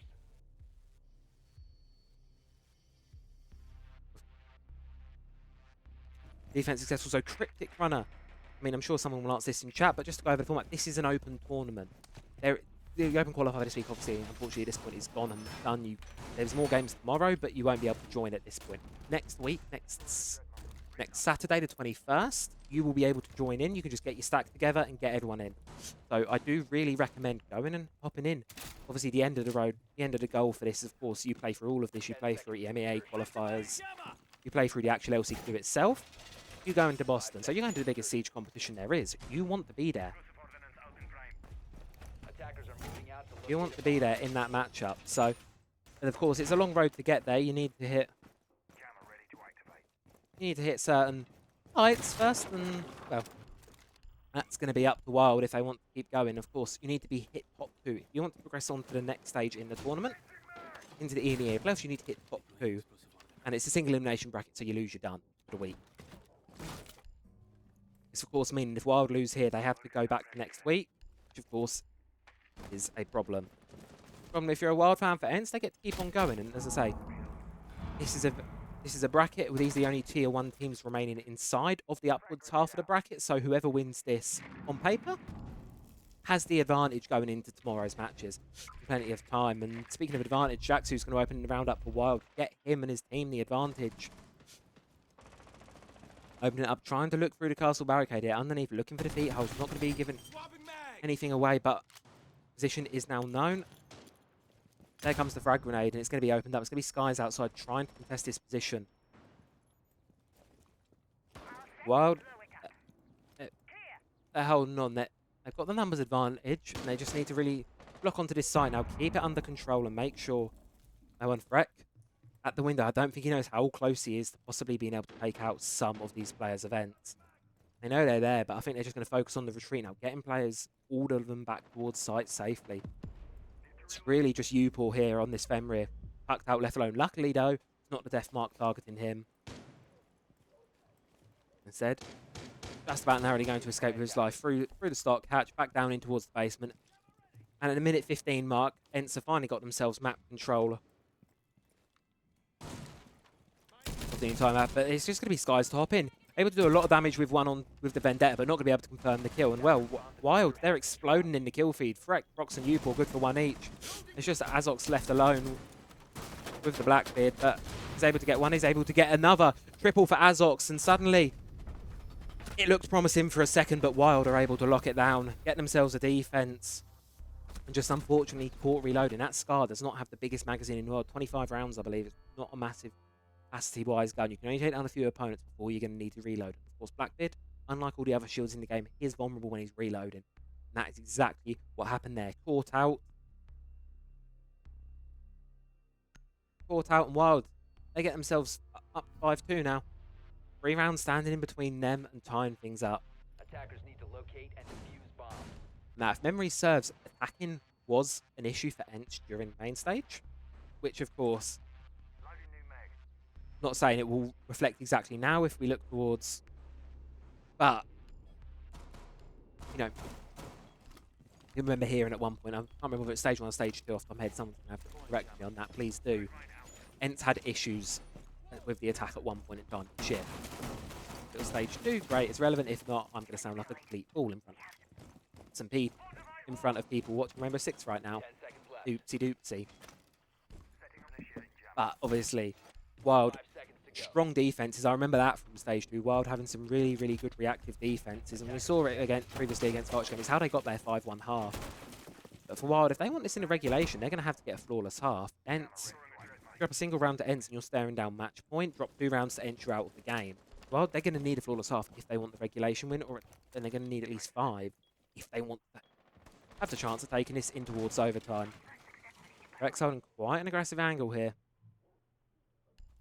Players of Ents are cautious to approach that window, worried that someone may spring out at any moment, but I don't think it's quite going to happen. No one's really going to hop out.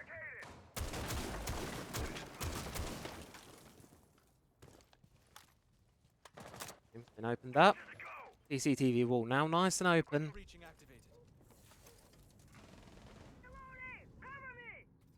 Well, here comes Wild. Still got a lot of roam presence around the map. Upor still holding his power position up here on rafters.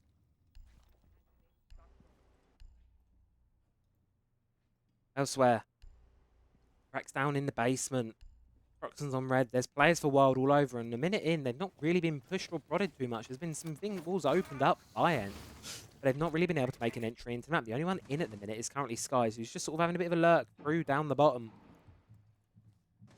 Bottom here, in lounge, likely going to play cut off. Knows there's a player in the basement, and going to try and cut him off should he rotate. But unfortunately for him, Brett rotating up the main stairs, it will seem, not quite going to be able to. Hold on. Now here comes the pressure towards CCTV. This is what we expected. Expecting to see. Ents starting to make a bit of a push into the map now. And with time ticking away, they're going to have to get in. You've got 2 players below. Finally, the push from CCTV is starting to come to fruition. But their Logi players still are present. The players below are still present. There's a lot for Ents to clear, and slowly losing time to do so. Although you've got the Blackbeard at the front of this assault. You've got Azox. Both teams sort of really utilising him since the rework. Of course, a really powerful shield with the assault rifle. And it's going to be a Lems. Opens the round up onto Freck. Able to get the one below. There is C4s, though, in pocket. You have 2 of them in the pocket of Wild. First one's going to be thrown and Cost. I don't think it's quite going to be long enough. No, not quite, to be able to connect onto Rykost. Ents holding numbers advantage for the time being. This guy's seeing the barrel of 1. Fuser is going down. C4's going to go onto the Blackbeard. Is able to confirm the kill. And Wild, they're winning all their gunfights at the minute, but it's suddenly 2 versus 2. Lems and Skies stuck out separately. Skies still outside the building on the balcony. Lem's giving away his position on main stairs. Going to have to push through. 2 players Logi sided. Leighton's going to hear it. Is able to win the gunfight, and it's going to be Jaxu to hold on to the other one. Leighton's going to fall, but Jaxu, all he needs to do is hold on for a point of a second, and that's exactly what's going to happen. Wild get themselves a second defensive round. And suddenly it's looking like a bit of a closer game on here. Things are starting to heat up a little bit in the server. Wild, I think, just struggling on the attack, but their defense is proving much more favourable. 5-3 now. Slowly pushing closer and closer towards tying things up, of course, at 5-5, and then hence I don't think the attacks have been bad, and the man advantages have actually been quite tight throughout, to be fair. However, it's just that last dying seconds of these last 2 attacks that have really where it's been lost for Ents. Wild have been able to take things over the line, and as a result, they're getting rounds and they're tightening the lead that Ents really set during the first half. Continuing on with the trend of this Blackbeard, and I like seeing it. Good to see these teams using it, and it's not even in an experimental format. They're using it. They've built strategies around it, and they're really, really committed to this new Blackbeard. On a wider game, though, it's always good to see adoption of pro. When the pro players do adopt these newer operators, and it's the one thing I've liked all year. Every single operator introduced this year has had impact. You see Striker especially quite frequently. You see Deimos very, very often. You see Scopos quite a bit. Every operator introduced or reworked this year has had some presence.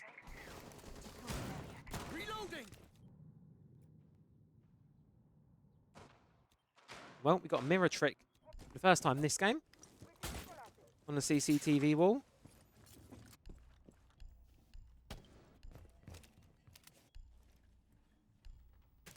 Oh no, nice bit of a slower start here. No opening engagements really going either way too early on.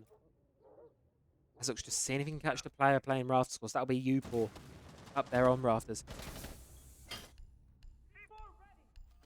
Can I get demo on the stream? Maybe. I don't actually have that set up. Sorry, say it's that I can't. I'd love to. But I definitely need to learn how to cast properly. I was not ready. Honestly, going in tonight, I was not prepared to have two T1 teams going at it. It's scary, but we're here. We're here. We're doing it. And hopefully doing a full-time job of it. Noodles retiring off the Fortnite. Everything's going great. We love Rainbow Six Siege. Speaking of loving Rainbow Six, well, these players certainly do. Otherwise, they wouldn't be doing it. Otherwise, they wouldn't be playing at the highest level.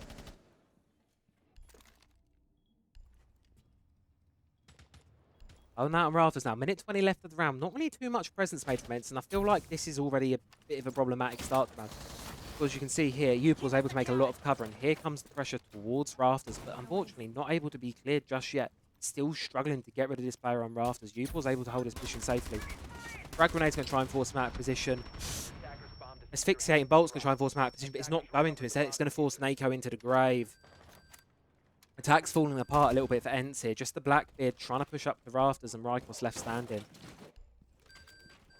Azok's here. Really has no choice but to get aggressive and push up towards this rafters player. No, doesn't know there's one underneath though. For a triple kill for Freck. And now Azok's, he's going to walk in. He's going to walk into a crossfire. He's able to get one onto Freck, but Upal's not going to challenge it back and immediately take the peak.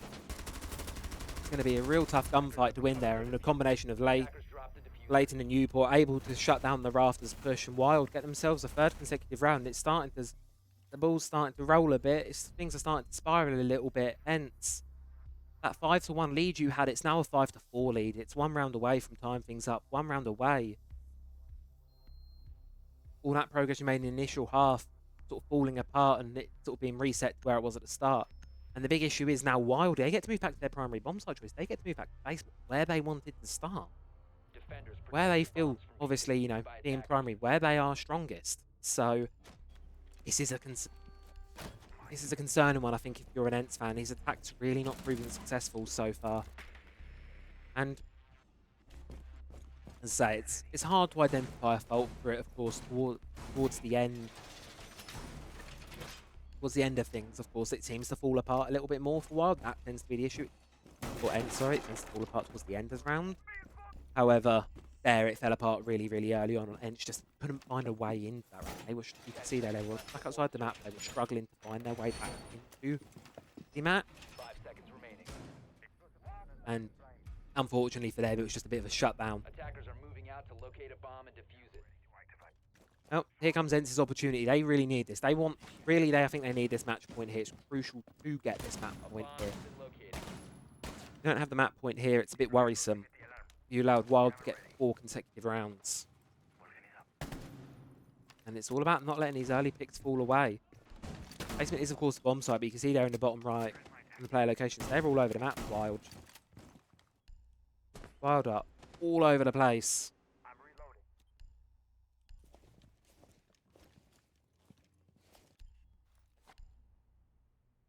I should definitely blast. I feel slightly outclassed doing that. And Leighton running away.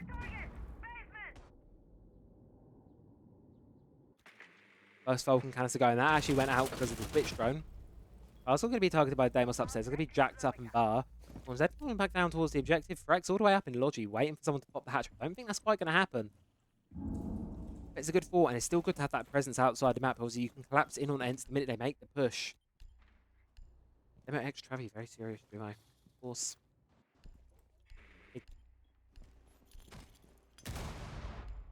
Here comes more frag grenades. Croxon falling down. Another match with Wild, yeah? Because this one, you know, remind everyone of the greater bracket in the States here. I've said this a couple of times this game. These are the only tier 1 teams and pro league teams remaining in this half of the bracket. So whoever wins this on paper looks very likely to make that top 2 position, to make the grand final tomorrow and secure themselves a spot in the EMEA playoffs. So you need that top 2. You need to hit the final. Very crucial that you do that. And speaking of crucial, Roxon able to just narrowly escape with his life here. Unfortunately, the same can't be said for a lot of players. And suddenly, well, oh god, it's all just falling apart a bit for Wild. Ents explode onto the objective, and what was a very, very slow round to start things off. Ents finally get the one they needed. Finally get an attack across the line on the primary bomb site of Wild, no less. Chippy Chips. The name sounds familiar. Does it? Does the name sound familiar? I'm getting confused. There's a lot of people here. I'm guessing by how active the chat is. I'm guessing there's a lot of people here. It's confusing and Wild. 6-4, they opt to call their tactical timeout. Sit down and have a chat with their coach. I believe it is Nello, I want to say, is coaching them. Hold on, give me 2 seconds. I can check. It's normally written on challenge mode. No, it's not. Wild, hold on. I should really have known this. This is definitely information I should know. But I don't, because I'm very clever at this and definitely just pressing. It is Nello. Of course, Nello, of course, off of Eminem. And, well, Eminem, one of my, until the whole thing about the org came out, but the roster of Eminem, one of my favourites, sort of historically, one of my favourite teams, real soft spot for them. So I do love Nello. I also love, you know, obviously the success that Users and Solitov have found on BDS as well. It's nice to see, you know, some of them at least succeeding. Wild. So Nello's likely to calm things down. Of course, this match is crucial. Of course, if you do lose here, you do get another shot of things next week. But the issue is there. If you're in playing this next week, and you're relying on next week's qualifiers to progress yourself through on towards the EMEA qualifiers, you only have one chance next week. Your one opportunity to slip up and have a mistake is here. And you really don't want to be burning it. You know, neither of these teams will want to go home, or stay home, I suppose, at this point. This is a scary prospect for Wild. Needed 2 consecutive rounds to be able to get themselves into this one. Going to be giving Basement another shot. They obviously feel there was a bit there. And likely the wise words of Nello said to them, able to bring it back, bring it calm the heads down a bit. And yeah, whether it was a bit of overconfidence from getting a couple of consecutive rounds or whether, or whatever else.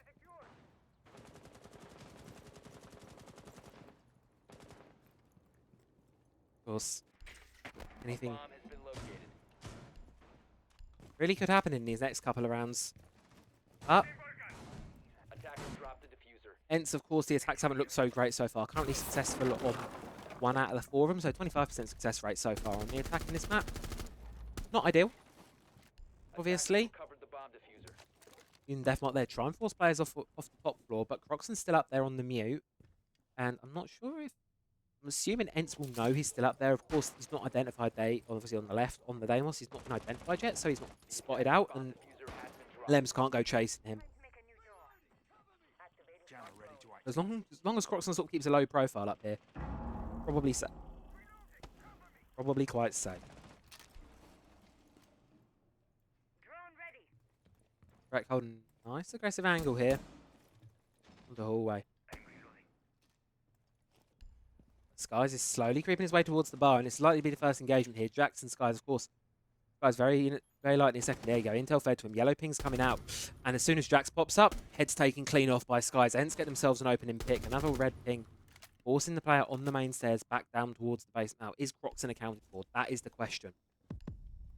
Once he's targeted by the Daemons, that's going to be Freck on the main stairs again. His position was known anyway, so it's not going to be the most beneficial of Deathmark. You really need to try and target that mute. But they still don't have him identified. You still can't. Croxon also has mute jammers upstairs as well that he can use to avoid those death marks. So really, keep an eye on Croxon for the remainder of this round. But then, of course, that's relying on all the other players.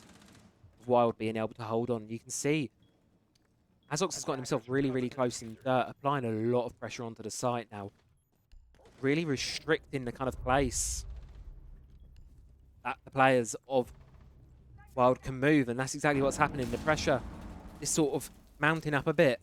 Hence, make it a 2 versus 2, make it a 1 versus 2. Now it's just Nako left in sight, sprays onto one, giving away the position, and FNAT mine as well. Going to be causing the intel to be given away. Another FNAT as well. restrict his viewpoint even further. And all the players of Wild need to do is hold on. Upor and Croxon, don't give away anything. Just stay where you are. Wait for the timer to do the work for you. That's all that needs to happen here. Nako, final flashbang going out, but it's not going to blind Upor, and he's going to swing right off the bat of it. Expecting the sprint. 6-5. And we're 1 round away from overtime, or we're 1 round away from closing things out. Hence, very, very, very close. Of course, they will have just also in that timeout that just had happened. They will have also had a chat with their coach as well. Obviously, Wild able to convert the timeout into a round success. But the important part is, the crucial part is, can they do it here on the second time? 6-5. Hence, 1 round away from winning the whole thing. Or not the whole thing, this whole match. Wild 1 round away from winning things.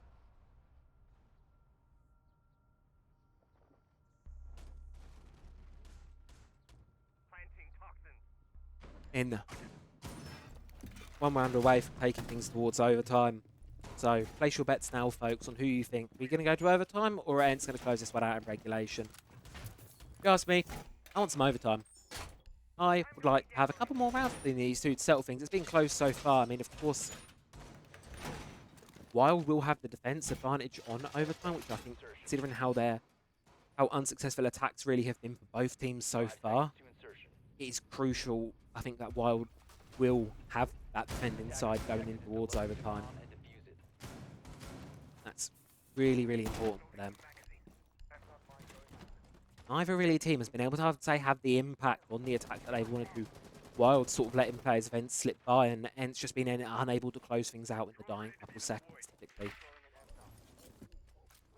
I've had a fair bit of problems so far, but it's all coming down to this important round 12 to dictate really who's going to be going forward. As I say, single elimination bracket, you lose here, you are done for the night. Miracle Trick going to be opened up now. But Breach, as you can hear out of the corner of your ear, is going to continue. This rafters position, ever so key in the last time this site was played, and it's likely to play a very crucial role yet again. Newport on the Azami, given the all-important task of keeping rafters and garage under lock and key. See there as well, Frex down below in lounge, watching through the feet holes underneath the castle barricades to try to get picked, but it's a very vulnerable position to be playing. He's got a lot of angles to be watching, and if defense decides to send a lot of men his way, it can be troublesome. Trouble might just be what Croxon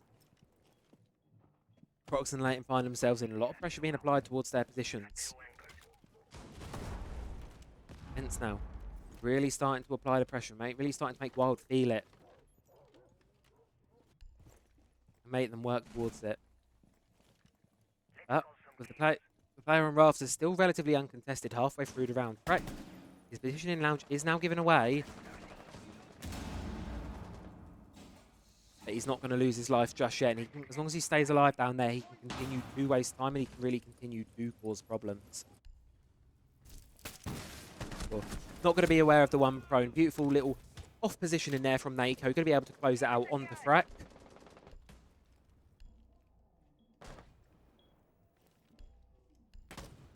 And Ents find themselves with a man advantage yet again, but don't fret, this was exactly how it happened last time. Ents did start with the advantage, and really, again, it's this rafters position. They need to be able to clear this out. A lot of utilities being sent its way. Upor just barely alive on the edge of the asphyxiating bolt, but Azox is going to take his head clean off. Wild falling apart at the seams a little bit, but what's this? Jax, who's found his way downstairs, found a pick onto Sky, just has the clear position. Instead, going to force rotate back to site. Croxon as well. Qualifier off, so there's really only 2 players left on site. C4 is in pocket though for Leighton. Definitely could use that. As this round enters its dying seconds. 25 seconds left now. Ents need to be able to secure things and get this kit down, which they may be able to do. 3 versus 2. Croxon holding close. Leighton coming up to support now. Position is known and the player explodes into clash. It's going to be Rykos. Croxon now 1 versus 3 with the game on his back. Needs to deny the kit. He's going to swing around, take the kit. Play the plant to get down. He can play time. He just needs to win his engagement onto Red, and yes, he does. There's the one on rafters, and he needs to push Alems. He's going to be able to take it and just barely get it over the line for Ents. Wild, ever so short of overtime, and I think Azox said it there. Nice try indeed. That was so close. That was almost a highlight moment. But right, Alems just about having that confidence to push at that last second, and Ents, they're going to be your champions here. They're going to be moving forward in open qualifiers. They're going to be playing in the quarterfinals tomorrow. So massively congratulations towards Ents. And of course, commiserations to Wild. You played a phenomenal game, watched you 2 so far. But unfortunately, it was not enough to get it over the line in the end today. So, with that being said and done, that is going to be all for today. I am just going to check the bracket quickly. So, as it stands, our quarterfinalists are, our first quarterfinal is going to be Ents versus Soon. And we only have 2 quarterfinalists currently, 2 other quarterfinalists currently booked in, and that is going to be No Meanies and Asparagus. Asparagus? Asparagus. Go with Asparagus. That sounds like a goose thing, but oh yeah. So those are going to be your quarterfinalists. That will be played out tomorrow. I believe it's starting around a similar-ish time. I want to say about 6 p.m. GMT, 5:30 GMT. Roughly quoting on that, if I give you 2 seconds, 18:30 GMT, yeah. So same time as today, the match is going to be starting, quarterfinals, semi-finals, grand finals, all best of ones. If you want to be making it through to EMEA Plus, you need to be hitting those grand finals. You need to play in the grand finals. In your semi, you make grand finals, at that point it's just for seeding, but you still need to win. So, hence they're going to get an opportunity to do that against Soon, and the winner of No Meanies / the other quarterfinalist tomorrow, and then obviously towards the bottom half of the bracket, I'm not entirely sure what is going on down there. So your options are Broskies, Fnatic, Les Frenchies or Asai. Les Frenchies or Asai. I am really good at French. I'm sorry, because I've got a feeling someone may be watching this. I'm so sorry for butchering that. Seiko Patas, Wolves Esports or Wild Academy. So those will be your other possible quarterfinalists. Or XITBA in the top half of the bracket as well, could be making it through. So a lot of great teams. Obviously in Europe, I feel we're quite blessed to have quite a nice deep pool of talent. We have a lot of competitive tier 2 teams that can certainly push it against tier 1. So do please come back tomorrow. I personally will not be casting it, but I know there's a lot of amazing casters going on, and I suppose there's Fresh as well, who is casting it. Fresh. It's being mean for no reason. Yeah, but there's plenty of amazing casters and community talent that'll be here tomorrow. We'll be put in the Discord server, discord.gg/BLAST R6, so please do go give them a watch. And of course, just to remind you all, this is of course the overall bracket, or not the overall bracket, this is the path to Invitational. You win here, you get top 2 here, you get top 4 EMEA playoffs, you go to LCQs, you win the LCQs, which is double elimination best of 3, you win that, you get yourself a ticket to Boston. So I want to personally just thank you all very much for watching. Obviously, I don't know the numbers, I don't have more when I'm streaming, but there's a lot of you in chat, and I want to thank everyone for following. I think we've got about 25 odd followers that last game. So really awesome, really thankful that I'm able to provide that game to you. Hopefully it was entertaining, hopefully you enjoyed it, and I will be back bright and early tomorrow morning if you're interested in some Oceanic Siege. Of course, in OS things tend to get a bit silly, and also early morning casting tends to lead to a bit of silliness. So that is going on first thing tomorrow morning. So of course, if you're interested, 8 AM GMT, it'll be on this channel, same place. And of course, then you have EMEA in the evening, so plenty of Siege to be getting your teeth stuck into tomorrow. My name's Travi, I've been your host, caster, observer, producer, analyst, whatever you want to call me. Just shitter, I suppose. Annoying. Various adjectives can be used. I'll let you all pick. But thank you all very much. It's honestly been an utmost pleasure to be able to cast this first EU qualifier. And I'll be seeing you all, hopefully, very, very soon. Take care. Bye-bye. So get yourself to safety, 'cause baby